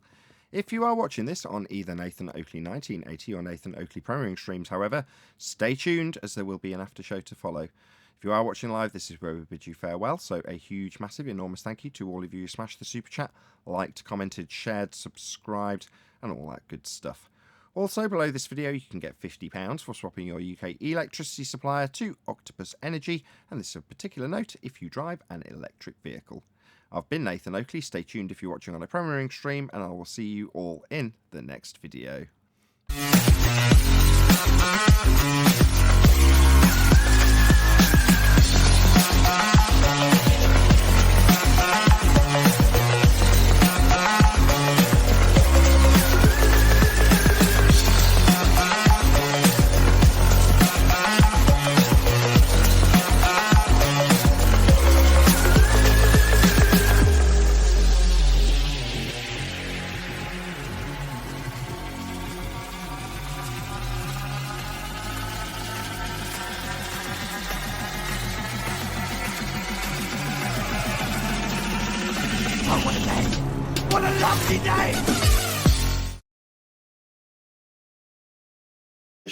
I think that's brilliant. That's brilliant. You need a doing thing, something that's doing. I was just going to say, when Newton looked or wrote the Principia, he was wearing the paradigm of heliocentrism around his eyes. So he had ascribed the force where one didn't, he observed a proportionality and ascribed a force to it. Yeah. Which that's the problem. Is like we both both sides realize something's happening. You know, having things return to equilibrium, but they want to ascribe a force to it outside that, you know, created the universe in their minds. Yep. And the other thing with that is if Newton was to look at that egg test, and he was to look at the egg test from Newton's perspective, he would look at the egg test, he would isolate the egg, and he would say that the egg accelerated because of a force, right? And we could then say, well, it's pressure. But then we would say back to him, well, did you account for the fluctuation in the pressure, in the gradients, the medium? And he would say, no. Yet that was the thing that was adjusted or varied in the test. It was the varying of the medium that caused the acceleration in the science, but he doesn't consider that in his laws of motion. But if he did do that, then he'd be like, maybe my law of motion is incomplete because it doesn't take into account the medium. If he then changed his law of motion to account for the medium, then we would have relative density. But he didn't do that, did he? So it's like, well, I could just say, well, Newton's laws of motion don't go far enough because they don't take into account the effect of the medium, which is scientifically demonstrably the case that it does cause acceleration. They need a force. Have you mathematically quantified, because it seems like this is a law you're talking about with relative density, and it seems to be a subset of like an entropic effect. Correct. Second order have you effect. mathematically? Right. Hold on, just before you go on. Yeah. Yeah, I've said this many times. I was privy to a conversation between Adam, Dr. John D, and Quantum Eraser, which took about 10 days, maybe a couple of weeks, and the end conclusion was exactly that. Talking about a second order effect of entropy, therefore trying to establish the cause is futile, but it's essentially just an entropic effect that you're detailing. Correct. Kudos, if you came to that of your own Right, volition. but it seems like it's it seems like like it can be mathematically defined as a law. Do you know anybody that's done that yet, Sleeping Warrior, or have you tried to? It is already. Or, Hold on, I'll answer that too. You know it is anything already. about Yeah, you can. It's part of entropic law. Yes, you can, and yes, it is. It's already there. You've already said it. It's entropy. That is the law.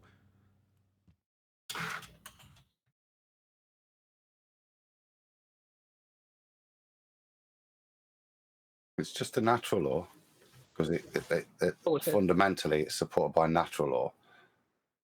You could put some numbers around it, but they would just be observational, a bit like Newton's done. And then you can then criticize it and say, well, those numbers don't take into account the medium. But you can take the natural law statement and apply that.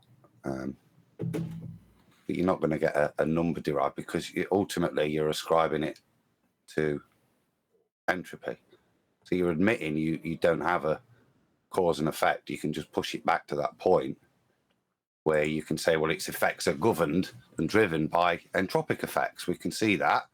So I can't really put a cause and effect there because my understanding comes from natural law, which is a recognition. However, there is a slight deviation from that. You can ascribe one if you force something into disequilibrium. But then, as we always point out, it's you. You are causing something to be forced into disequilibrium. Now, the same can be true or ascribed when you describe Newton's apple. Well, the apple didn't just start in existence hovering in a balance between breaking off the stalk and falling down. It had to go up first. It had to grow from the ground using energy, and that process took a considerable amount of time to get the apple to be above his head when he came along 100 years later and sat under that tree.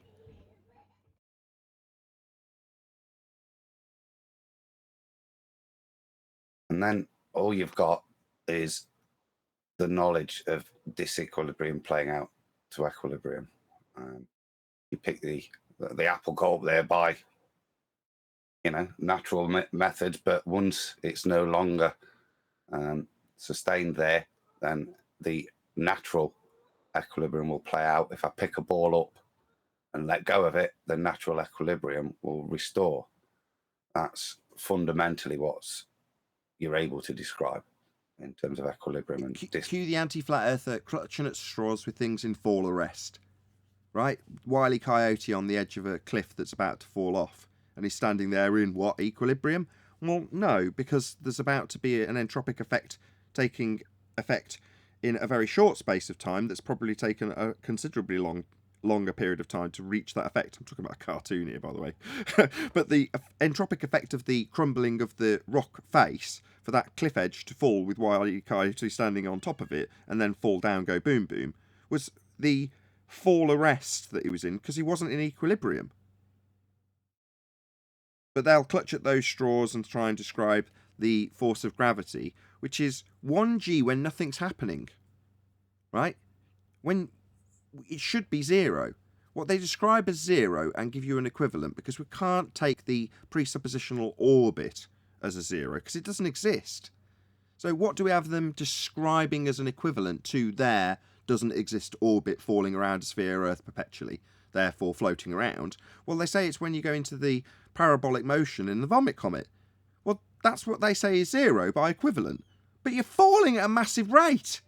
Now, all the windows are clogged up so it doesn't look like it from your reference frame inside the falling projectile, but you are very much falling. But they call that 0. And when you're doing absolutely precisely nothing, standing on the ground, you've got 1g. Like, what? They've just moved the start line up 1. Then it starts to make no sense when they say, well, 0g, i.e. nothing happening, is actually you in perpetually falling motion. And like, right, so you're saying that when I'm falling, I'm in 0g? Yeah, that's right. That's when you reach balance. That's when it's 0. You're like, that ain't equilibrium. That's me falling. But they'll call it equilibrium. They'll call it 0g. Yeah, but when you're falling, the reason you're falling is in their world is because you're subject to G. So it's forcing you down, admittedly down and over the ball. But the reason you're falling is because you are subject to the G. No, that's only if you're that's only if you're in orbital motion. Whereas you don't achieve orbital motion. There is nothing in orbit. We're not on a sphere. We're not falling around spheres. Orbital motions are begging the question fallacy. It doesn't exist, right? It's been ascribed to some of the lights in the sky. They strap it onto their phenomena, the only stuff they've actually got. They'll ascribe this mathematical derivation in terms of orbital mechanics. But that doesn't mean we have orbits. We don't. So I'm only pinning on the equivalent. Well, that is an object, most definitely, falling through air. Now, they say that's the equivalent of the effect of gravity working on you as you fall perpetually around a sphere in orbital motion. But you don't experience that, so I can only go by their equivalent, and that is just you falling through air. And they'll say, well, that's the equivalent of you being in 0g. Right, absolutely absurd. They're both in their world, they're both the same. Whether you're arrested at the top of the cliff or fall, you're still subject to the same force, apparently, yet they're attributed different numbers. The only difference is something is arresting you or something isn't, and you're free falling, but the force is apparently the same. It doesn't switch on and off whether there's something underneath your feet or not. Right, let's just draw a line under this until you get to gas behaviour, which just annihilates this garbage, doesn't it? But it just to reiterate the point you first made in terms of the scaling, they use different numbers, 0g and 1g, when it's exactly the same. And the only reason is to reify it as weightlessness, as far as I can see. Because they want people to believe they can be Superman.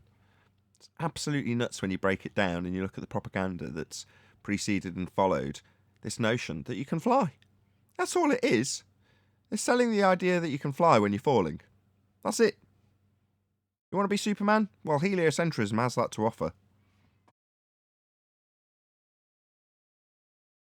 There's a reason I stick it in the rolling cards that go past. Obviously, every single one of the cards that gets displayed has meaning. Now, Neil was like, oh, it's not a coincidence. It's like, they've all got deep meaning, so therefore, occasionally, something that's on screen will tie into what's being said there and then. Not often, because there's about 2 hours of them. But the point is that, you know, they've all got significance, and one of them is Superman, flying in what looks like an orbital motion. Well, that was brainwashing for most, 70s people who went and saw that in amazing Technicolor. Probably never even seen the ball Earth at that point in their life. It'd probably never been presented to them in any fashion. And suddenly they're seeing it in an absolutely glorious, massive screen at the cinema, and there's Superman in what is essentially an orbital motion flying around Earth. You're like, yeah. Cut to NASA telling you can do it. You can do it in this tin can. You're like, really? Oh wow, heliocentrism is awesome. My religion says I can fly. You're like, okay. They're just laughing at you. You know that, right? They're just laughing in your face. You're right. I'm thinking back to a kid. I remember that film. And the fantastical bit wasn't what you just described. It's the bit there he turns the Earth's rotation backwards and turns back time. That's the bit that, as a kid in my head, was nonsense. Oh, you can't do that. Yeah, but the rest of it, that was all painting reality. It was demonstrating ball Earth, that we could do that we do have orbits. All those things weren't questioned in that narrative. Just like I said, just the only bit was, don't be silly. You can't fly so fast. You turn the Earth the other way and it turns back time.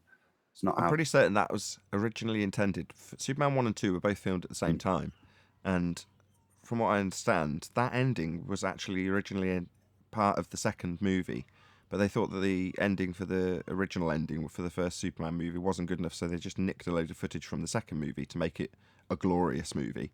And obviously they can then work on whatever they're going to chuck in the second movie, which was much worse after the fact. But yeah, that whole notion with, correct me if I'm wrong, it's been a long time since I watched the very original Superman motion picture. It's a dam that's collapsed on Lois Lane, right? And he just reverses time, correct? Yeah, the cracks done it. Yeah, she's dead in the car, isn't she, or something? So he has to, spin things backwards, putting the dam reef. Yeah.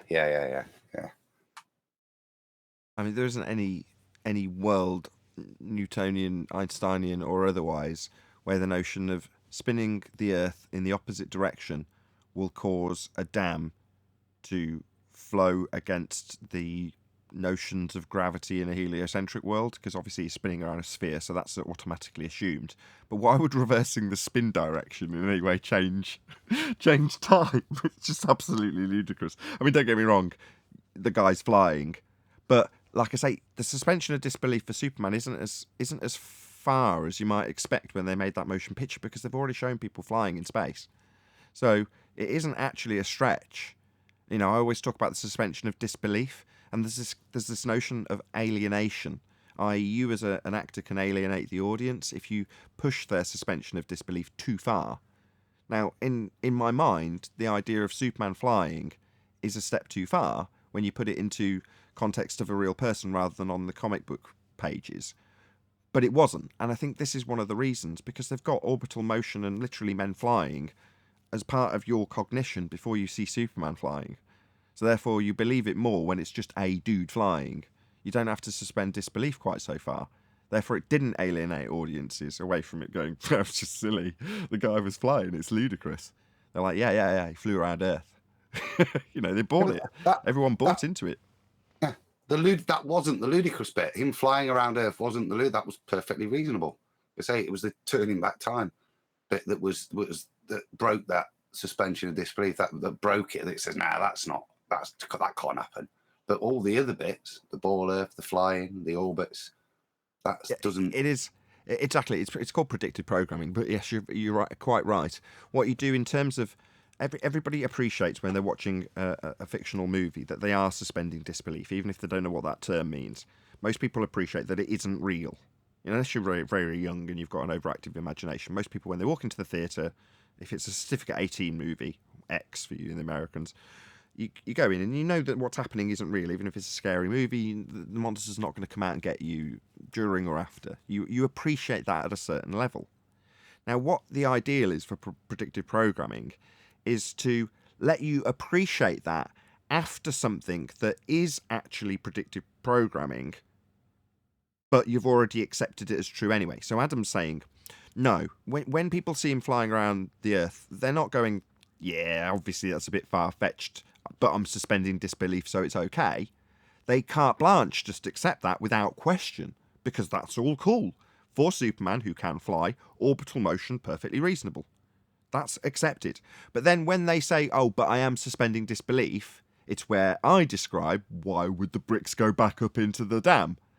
So people go, oh yeah, but that bit's silly. In my world, time doesn't flow backwards. But men can fly around the Earth in an orbital motion. Obviously, Superman's Superman, and, he's from Krypton, so that's why he can survive out in the sky vacuum that I haven't even given a second thought when I've looked at him flying over clouds at high pressure, not escaping into the vacuum he's flying through. Because that's all just accepted. But all of the above that I've just described is all predictive programming. We don't live on a sphere, there is no orbital motion, there is no sky vacuum, and there is no time flowing backwards. But the first three you accept without question. The last one you might say, yeah, well, it's a bit far-fetched, but it is just a movie. But you don't question that it can fly around a sphere in orbital motion in a sky vacuum. I'm done. Go ahead, whoever. Yeah, can I pose something for Adam? Adam, so if you don't mess around, you're going forward in time. If you fly backwards, you're going backward in time, and bricks are going back up to a building. What if you get to that happy medium where it's not, that Earth in that movie is not spinning? Now what happened to time?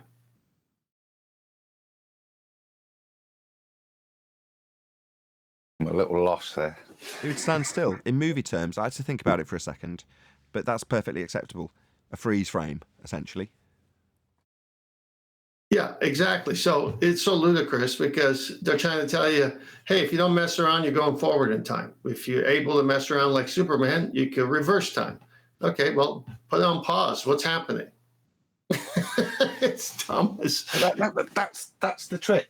So your mind's there, questioning, reifying, telling yourself, I'm an intelligent person because I can see through that that's nonsense, whilst underpinning the other stuff that just slips by you, yeah, and then becomes foundational in your understanding. You've accepted orbits, balls, flying people, yeah. Men from let me just add one. Men from other quote unquote planets out in the sky vacuum, on other spheres that can be blown up at any time. All of that is accepted without question. No, we don't have aliens like Superman here, but why not? Well, I'll tell you why not, because there's no sky vacuum with other quote-unquote planets, rocks in the sky vacuum, to come from. So, no, there's not going to be men with superpowers existing in different realms of atmospheres because they've got sphere-shaped air not escaping into the vacuum just like us. So, no Superman. Again, if you didn't have a heliocentric setting for that movie, it would be taken as far-fetched. In other words, if we were actually in a flat Earth paradigm and we were under the distinct impression, worldwide, without the brainwashing that is, that we were on a flat plane and we must be contained in some form because we've got gas pressure, so it's got to be pressing on something. If somebody said, well, you know how we've got this gas pressure and it's definitely pressing on something. Well, in this story, that's just not there. And there's a vacuum beyond that. And beyond that, there's rocks in that sky vacuum, and everyone would be like going, what are you talking about? You can't just have that area that's keeping all the gas here just removed so that you can travel into some non-existent area. People would question it. Again, it's accepted that he's come from the sky vacuum and a rock thereof that's been blown up that was spherical just like us. All of that is just accepted, right? So no, it's programming. It's keeping you in that heliocentric religion because that's the basis of the story. But again, like Adam keeps saying, that's the bit that's not being questioned. You question whether or not time can flow backwards because you're an intelligent person. Well, it's really two things here I see. It's interesting discussion. So it's really a form of begging the question in a visual form. They slip in all the begging the question stuffs like the ones you've covered. And then they'll make some big claim that's so obviously stupid that the audience is saying, well, I know that's stupid. And so to get you focused on the dumb thing, in the meantime, they slipped in 10 Mickeys on you. Yeah, they intentionally alienate you with a certain aspect of the movie. They push it too far. So within performance art, the idea of alienation is very much understood. So it would be, for me, a poor show with a very good director if they didn't intentionally alienate the audience with a piece of subplot that didn't make sense in the real world, because the whole point of every aspect of the movie is to not alienate the audience. So when there's something like that, you've got to say, well, I suspect that is intentionally done to alienate the audience at that point, because up until that point, not for us but for your average normie, everything else is kind of okay. yeah, I can kind of accept that it might be a possibility that an alien would come from outer space, because outer space is real, therefore I'm not going to question that bit. Yes, I understand that we don't fly, but I understand that it is a possibility that you can go out into the sky vacuum and fall around, essentially flying and floating. Men do that. So when Superman does it under his own steam, it's a stretch, but it's okay. That might be the case for an alien, because I've not questioned the outer space alien bit. So all of this is now accepted. But then you eventually get to a point where you've got to have somebody say, well, they know they're suspending disbelief. They know it's a movie. So you've got to give them something to say, well, obviously it's a Superman movie, so time flowing backwards, duh. Like Adam says, to make you feel like you're intelligent. Well, intelligence, that in my mind just sparks something else. So you're always hearing people say, is he going to college now that he's through with high school? What's his major? So the whole thing is set up on higher education, except when you get to college, you realize it's a mixed bag of education, more like half-truths. They'll teach you things that are valid, but then they'll slip in all the things that aren't valid. But because your tuition is 40 grand to 80 grand, depending where you're going, hey, my parents aren't paying for someone in higher education to lie to me, so it all must be true. I mean, this is such a joke. Well, I suspect that's the very reason that it was monetized in the first instance. If you can monetize someone and put someone into debt to get it, if you imagine that you've gone into debt to buy your favorite dream car, and you pay it off for a substantial amount of time, and you finally paid it off, and you've got the debt cleared, you inherently ascribe more value to that car, sentimental or otherwise, than it's actually got, because you had to work your socks off to actually pay the bills to get the debt out of the way to get this car. Now, if you can get someone's passion for a car just by giving it a high dollar value, well, then just do the same with their education, and they'll fight for it vehemently if it's ever challenged. Now, if it came their way for nothing, for free, they might be less inclined. Yeah, that's totally true. That's totally true. If you look at the Flat Earth, he insists that he's more qualified than anybody else because he's got a degree in physics that he got a third for, by the way. But nonetheless, he values his degree in physics. Now, ultimately, the Rumpus has also got a degree in physics, so they're on par with each other. Yet me and Adam both surpassed them because I've got a postgrad and so does Adam. Yet we're seen as dog shit by them because we don't have a degree in physics. Yet we both surpassed them academically, yet we're both seen as shit. But it's just nonsense. The academics is irrelevant in this topic because the reality is it's what you can prove. It's not what you believe. It's not what you can calculate. It's not what you can hypothesize or quantify. It's all about what you can prove. And you don't need a degree for evidence. Also, there's another trick to that, scholarships. So we're only going to give out this many scholarships, but it's to these types of students. And so you got to pass a certain thing. So everyone's saying, okay, we'll go into sports and get a sports scholarship or do good in math and get a math scholarship. So the whole point is they've got the system so set up that it gives a false impression that your kid is going to go there at a high price. And of course, they're going to allow some kids to come in at a lesser price or no price because that's going to be their high bar. And I said, well, I mean, it's got to be a real institution because, look, they're giving scholarships to the brightest, so I need to get more bright. Well, when you get there, being bright means consensus science. You got to go with the consensus. That's being bright. Yeah. You do is fall in line, conform. And I just think that the way that Sleeping Warrior categorized it and put it in words was really good. I think at the end of the day, it's down to what you can prove. And that's the bottom line because everyone's going on about this person, that person just wants to believe this, religious motives, this, that, the other, any other reason, but just look at the actual evidence and what can be proven, what cannot be proven, and what we experience is probably the limit of our actual indefinite evidence, and we don't see none of what we expected to see. And like Nathan was pointing out earlier, that you know, if you had a fresh mind and someone told you if you had, like, let's say, two children run up to you and they both told you two different stories, right? And one of them was talking about basically the Earth, you know, all the things that you don't experiencing them, and then the person who actually just sees what they see, you know which story which would make more sense. The person who's telling you that everything's rotating in all different vectors and the air's doing this and doing that, and you know there's no evidence for it, no reason to believe it. You can't really criticize people for not believing you. And when people do this show and they say, yeah, you know, where's gas preventative container? It's not the banging the drum to be annoying. It's because you guys don't answer the question and it will concede that it can't be demonstrated. So if you can't demonstrate it, the follow-up question is going, if you can't be demonstrated, then why don't you believe it? Because they can calculate it. And if they can calculate it, that allows them to assume or beg the question. And if they can calculate it and assume or beg the question, then you can deceive a big audience if you can put a lot of weight to maths as the evidence. Well, what they're really doing though is like they're looking at a stick, but they're not seeing the whole stick. They're looking at like an inch of the stick, ascribing units to it, and then saying that stick can go on forever, and that just doesn't make sense. Well, let me take a They show you step further. Sextants. Go ahead, Jorge. No, I'm just saying, and they show you cartoons, lots of numbers and cartoons attached to it.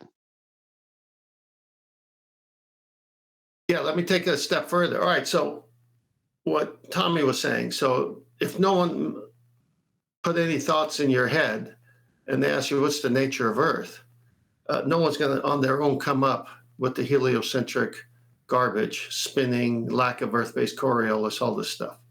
Okay, no curvature, no R. But then they'll say, well then, so now I'm talking from the other side.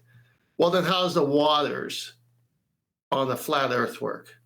They say, just like anywhere else, it must be contained. I mean, that's really a better answer to how waters just common behave sense. on the flat.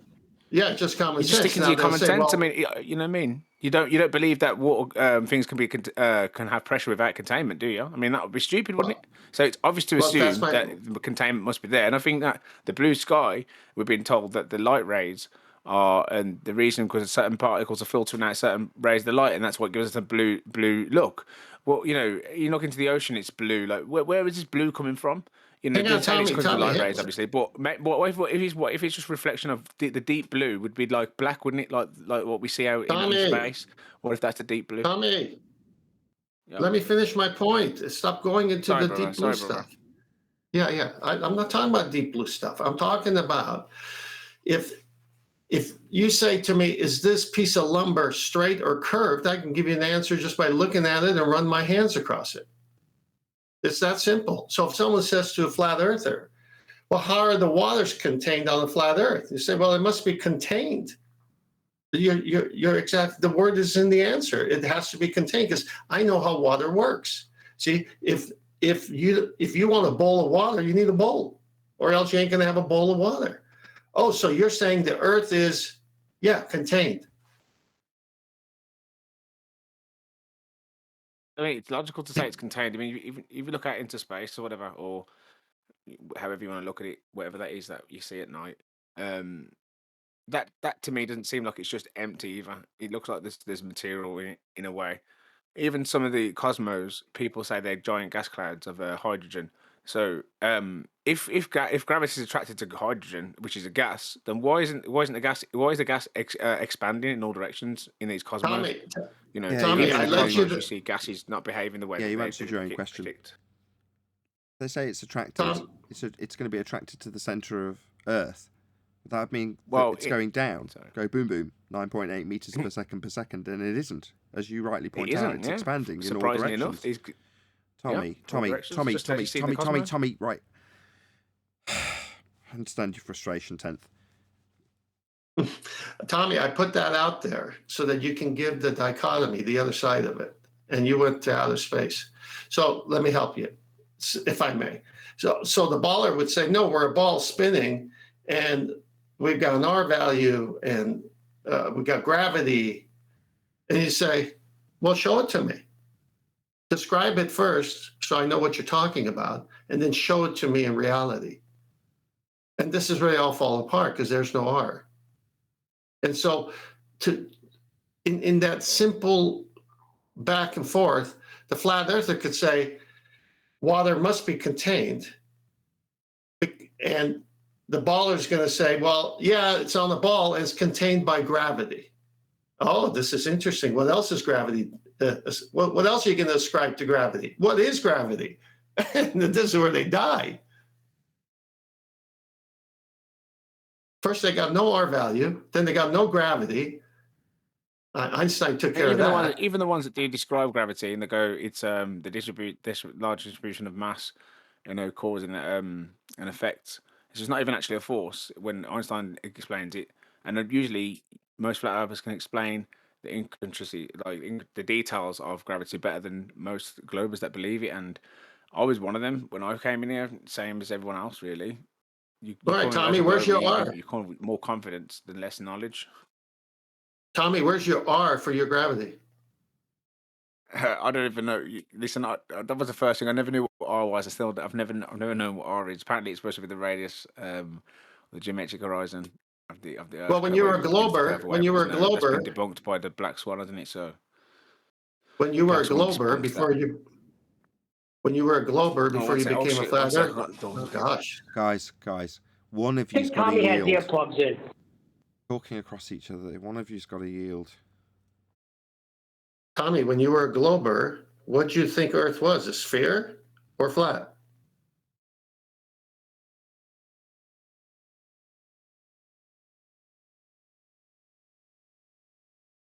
Seriously?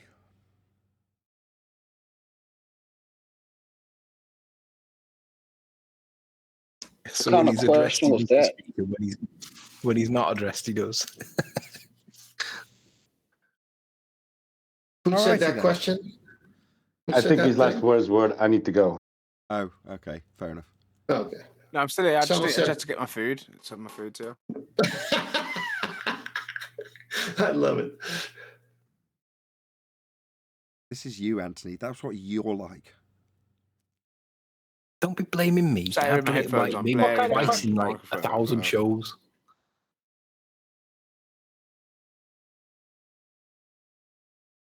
Tommy, when you were on a globe, you believed you were on a globe, right? Yeah, 100%. Go ahead, 10th.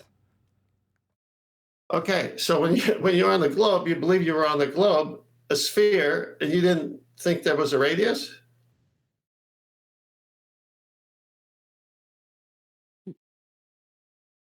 No. Let's leave him alone for a minute. Look, just because you think you're on a sphere, which is everybody in the Western world, apart from us, that would be flat earthers, and there's a few other exceptions, dick earthers and whatever, concavers, etc., etc. But apart from that, right, most people just accept that. Now, that doesn't necessarily mean they've got any comprehension of geometry in the slightest. Now, if you say radius and they've had a comprehensive education, they might vaguely remember what that means, but it doesn't mean they're sat around daily thinking, you know what, Earth's got a radius, hasn't it? I wonder if that's been measured and proven. They just think, well, Earth is a sphere and the horizon's Earth curve. They're not acquainted with the, no, your horizon's not Earth curve, because that would mean you've got a way of geometrically measuring it, and that's where you get your R value. So without it being a physical geometric limitation to your view, which is claimed in your maths, and is debunked by the black swan, you don't have an R value. That would be a radius to the centre of a presupposed spherical Earth. And the way you presuppose it is with that R that you can't measure anymore. Most people won't be in the slightest bit aware of the black swan argument, or consciously aware that they need a radius value for the sphere they think they live on. It's just taken as read that they're on a sphere, and that's all they think about it. Right, but that's not Tommy, because Tommy went on to flat Earth debate shows and debated flat earthers. So I'm exclusively talking to Tommy, and most people would not be, as you described, be going on debate shows about the nature of Earth because they don't know anything. So why would they go there? But Tommy was on shows debating flat earthers. At that point, did he not know that there was a radius? I can help Tommy No, out. I didn't want to come on the show. I said to him, if you want to go for the maths, all the maths have been done for you, because he used a flat Earth debunking site that had all the measurements to Mount Rainier, I think it was. That was being obscured by 160 miles. So I said to him, all the mathematics are here on the website, so if you want to check all the maths, they're there for you if you want to go that far into it. Anyway, what do you mean? Have you checked these maths yourself? I goes, no. I goes, but they're there. He goes, well, how do you know these maths are accurate? I goes, well, they look pretty good by the way. He goes, well, just because it looks good, if you ever done your own fucking maths, and you come in here telling me that you got proved the Earth, and yet you ain't even done your own maths, and then he had a go at me for not even having researched the maths myself, just taking it on face value. Perfect. Thank you, Tommy. So there you go. There's your answer, right? And we get that all the time. Have you actually looked at this yourself? No. but you can go to this website and you can read it for yourself. You can go and do this claim that I'm making for yourself also, and it's been done for me. It's the Truman Show example, right? So you've got Truman in the classroom, he's talking to the teacher, and he's saying he wants to be an explorer. She pulls down the map and goes, there you go. It's already been done for you. It's already been figured out. You don't need to worry yourself about it, is the implication. Don't worry your precious little head, it's already all been discovered. So, should you be asked, refer to this. What we tell you has already been discovered. You don't need to go out discovering stuff. Clear? Now sit down. Right? Well, Tommy's taking the same attitude. What's that you say? What are you asking me? You got a radius? Yeah, 3959. Well, where'd you get that? Here, from this website. Well, where did they get it from? I don't know. Who cares? It's on this website.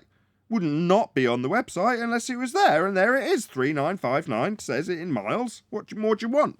Now, if you're dealing with your average Joe, that is the level of comprehension that they're going to have. No offence, Tommy. It's already been done for you, is the attitude. And most of the time, that's why they brace against it. The whole idea of it all being done for you is why they ask us what the equivalent is when they lose their paradigm. Well, what does explain X, Y, and Z? I don't know. Isn't that glorious? No, it's not glorious. Tell me what's the equivalent. Give me my new paradigm. Quick, sharp. You go, no. Suddenly we don't know what certain things are anymore. That means the world is wondrous. It's like you've got the childlike wonder. Do you not have that? No. You need to tell me how the seasons work right now. You need an explanation for everything that I currently have, and if I'm going to let go of it, you better damn well have a replacement. It better all be worked out for me also. Because I don't want to have to work any of this out. I want it to be told to me. I don't want to be able to just repeat it and sound smart. So give me something I can repeat, quick.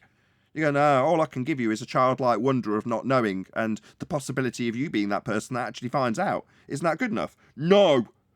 Demand that you give it me now, and if you haven't got it, I'll hold up my old nonsense still.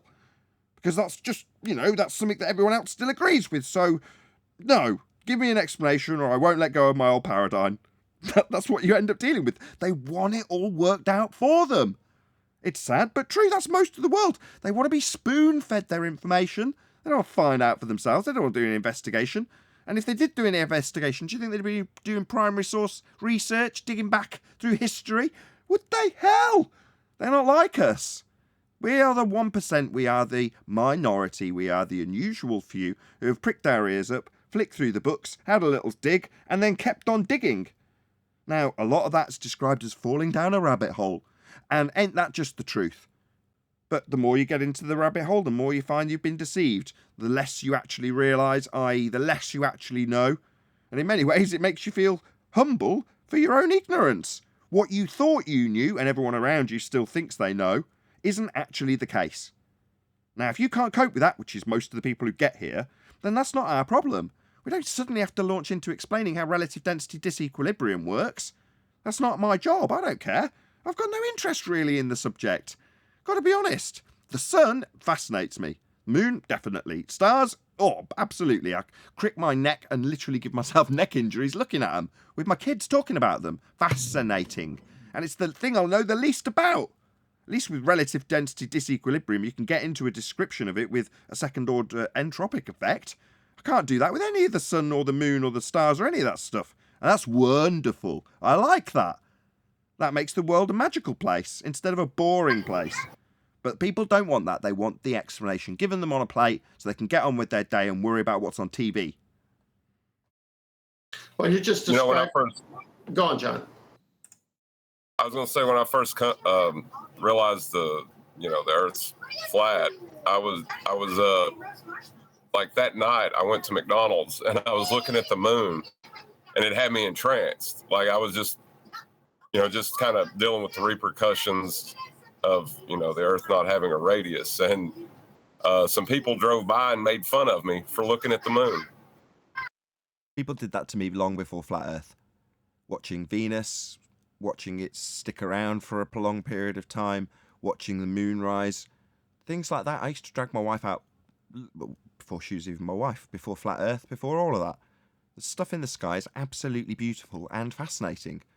And, I'm sure I've regaled certainly Anthony with stories of people laughing at me as I'm stuck in the middle of what is my Tesco car park. It used to be a pub. But in the middle of that pub, you've got a really good view. So I'd just be there looking at stuff in the sky with my neck cracked up towards the sky and people walking past. And occasionally, if there was a really pretty moon, I'd feel compelled to point it out to people. They'd give me a funny look. I'd catch them in the eye and go, have a look. That's what I'm looking at. Look at the moon. Number one, it's enormous. Number one, it's a really weird colour. Number two. And people would look and then pay absolutely no attention whatsoever. Carry on with their walking. Fair enough. Yeah, it also gives the thing. A lot of people do it after they get to flat Earth. I'll give you that, John. I've heard it many times. When I've interviewed people and asked them about their transition or how they came to the subject, they tell me about the wonder of the sky that they've then discovered, which I always found fascinating because I was already fascinated with the sky and NASA and heliocentrism. All of that stuff fascinated me. Hence I got a good base knowledge to actually debunk this crap as I was semi-questioning it before I got to the subject. Go ahead, whoever that was in G+. I mean, I remember as a kid, and like, because I knew about a lot about the world because I read all the books that I had. I had like these like weekly books, these science books, and I had all the figurines for the dinosaur bones, and I knew about the world rotating. I remember going on the plane when I was a child, and I remember saying, "Oh, do we go faster if we go a certain direction because of the Earth's rotation?" And it was like, "Oh no, that doesn't happen because blah blah blah, whatever." And I was like, "That doesn't make sense." I remember as a child saying that to myself, like very loud and profound, like that makes no sense if the Earth's rotating. Do you know what I mean? Your intuition, it goes against all your intuition or your natural instincts of what would make sense if the Earth was rotating as a child, and then you get told no because of blah blah blah. You've retained that memory. Like Chocolate and myself have got exactly the same story, like almost verbatim, in fact. But you're unique in that respect. Obviously, you're not. Me and Chocolate got the same story. But what I'm saying is, not everyone has that same memory. Not everybody has that. Most people swallow the story and don't give it a second thought. And most people I did aren't swallow in this it though, position. but I do remember struggling with it. I remember going like, it don't make sense, and like really like, I remember really struggling with it, and I just thought, oh, okay, whatever.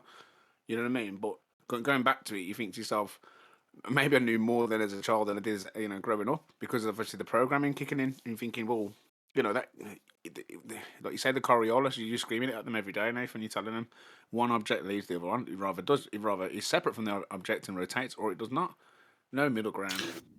Yep. Well, I never saw my teacher swing a bucket with water and say that proves how water stays on the ball. But if I had seen that, I would have raised my hand just like all the other times. I said, what the heck? It's got sides. You got it in the bucket, put it on the ball and do it.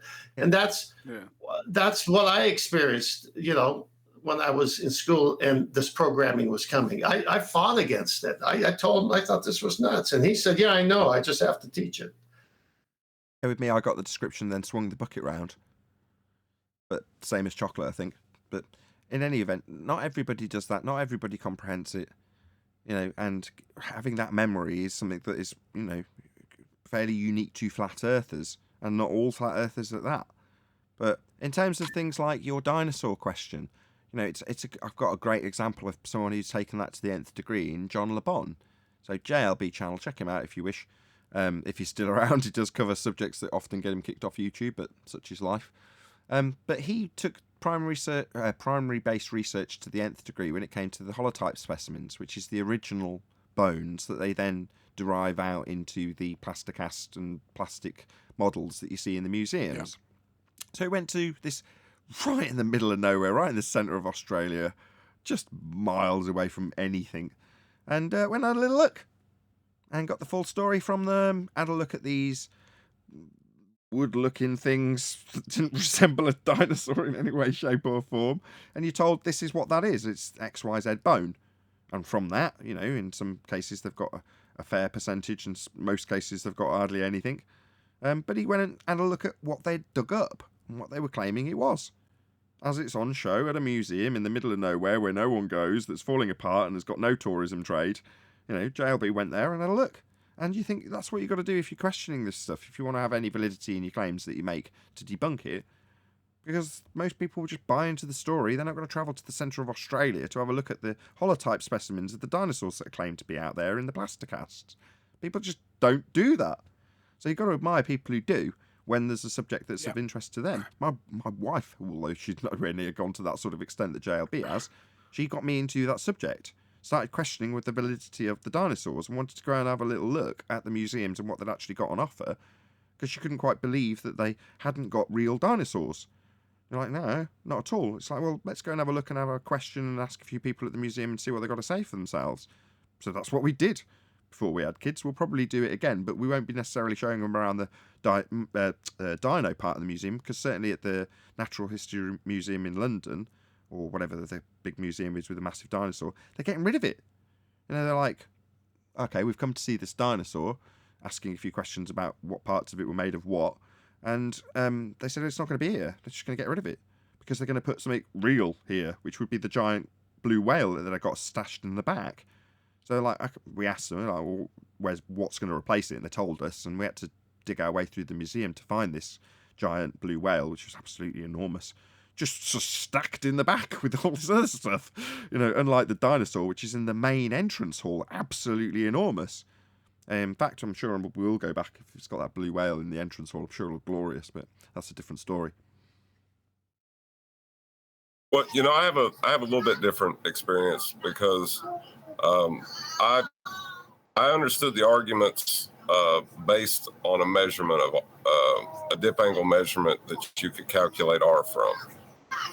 So, and the arguments, if you were measuring a dip angle that you could calculate R from, all of the arguments would be, you know, would hold up.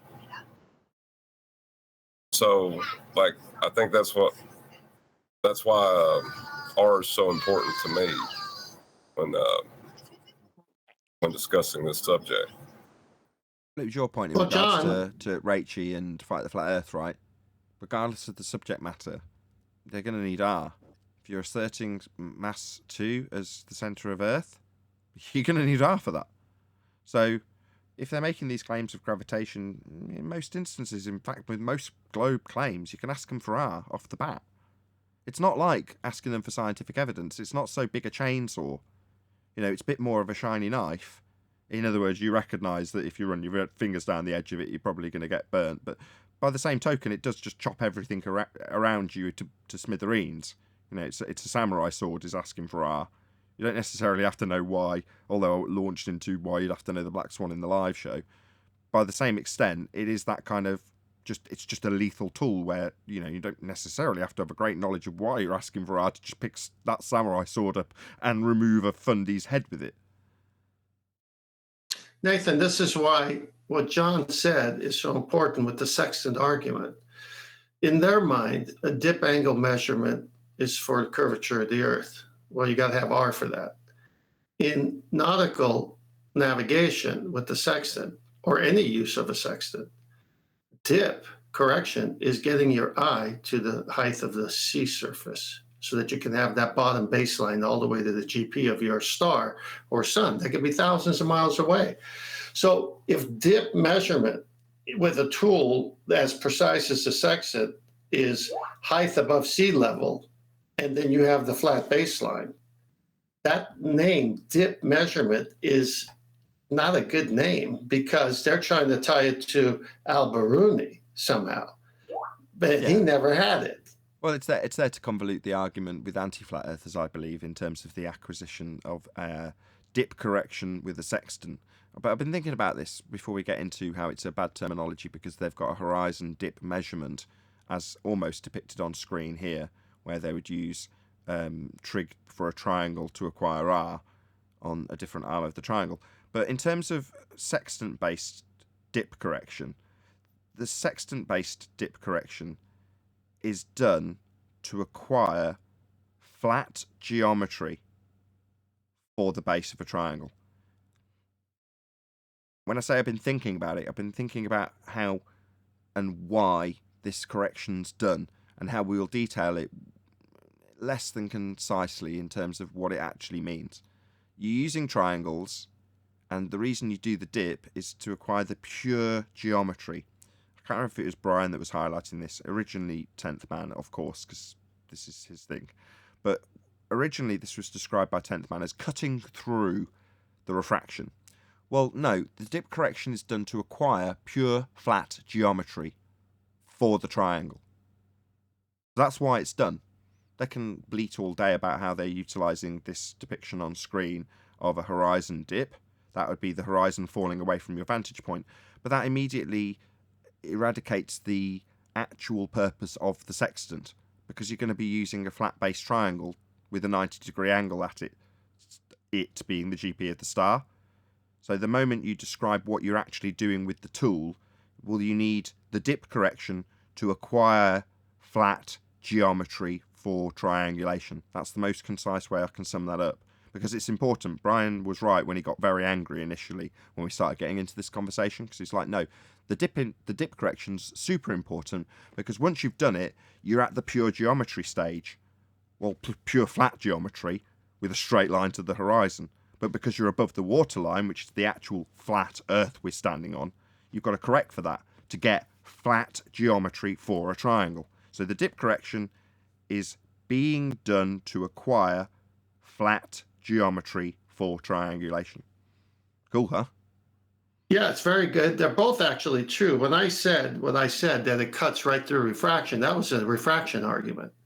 I already knew, and Brian said it as well, that it's to get geometrically correct, because you need that bottom baseline for that triangle.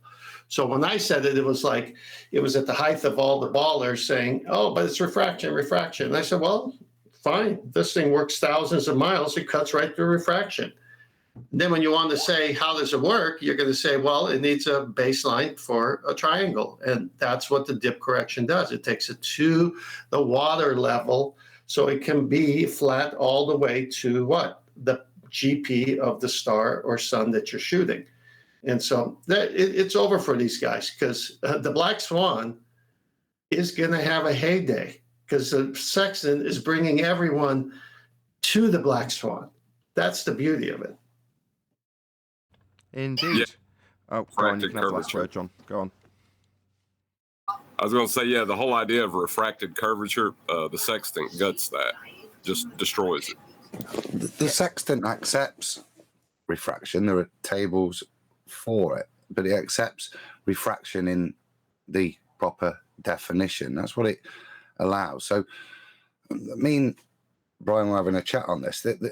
There is a bit of refraction in there. It's in the tables, and that's where the error comes in your optical measurement. That's the precision of the instrument and the effect of the day. So, but as soon as you take that measurement and apply your dip, you accept that error, and therefore the refraction disappears from this point on, because fundamentally it stops. It becomes just a geometric calculation. There is, like I said, there is the refraction in there, but it's a point of error in the measurement.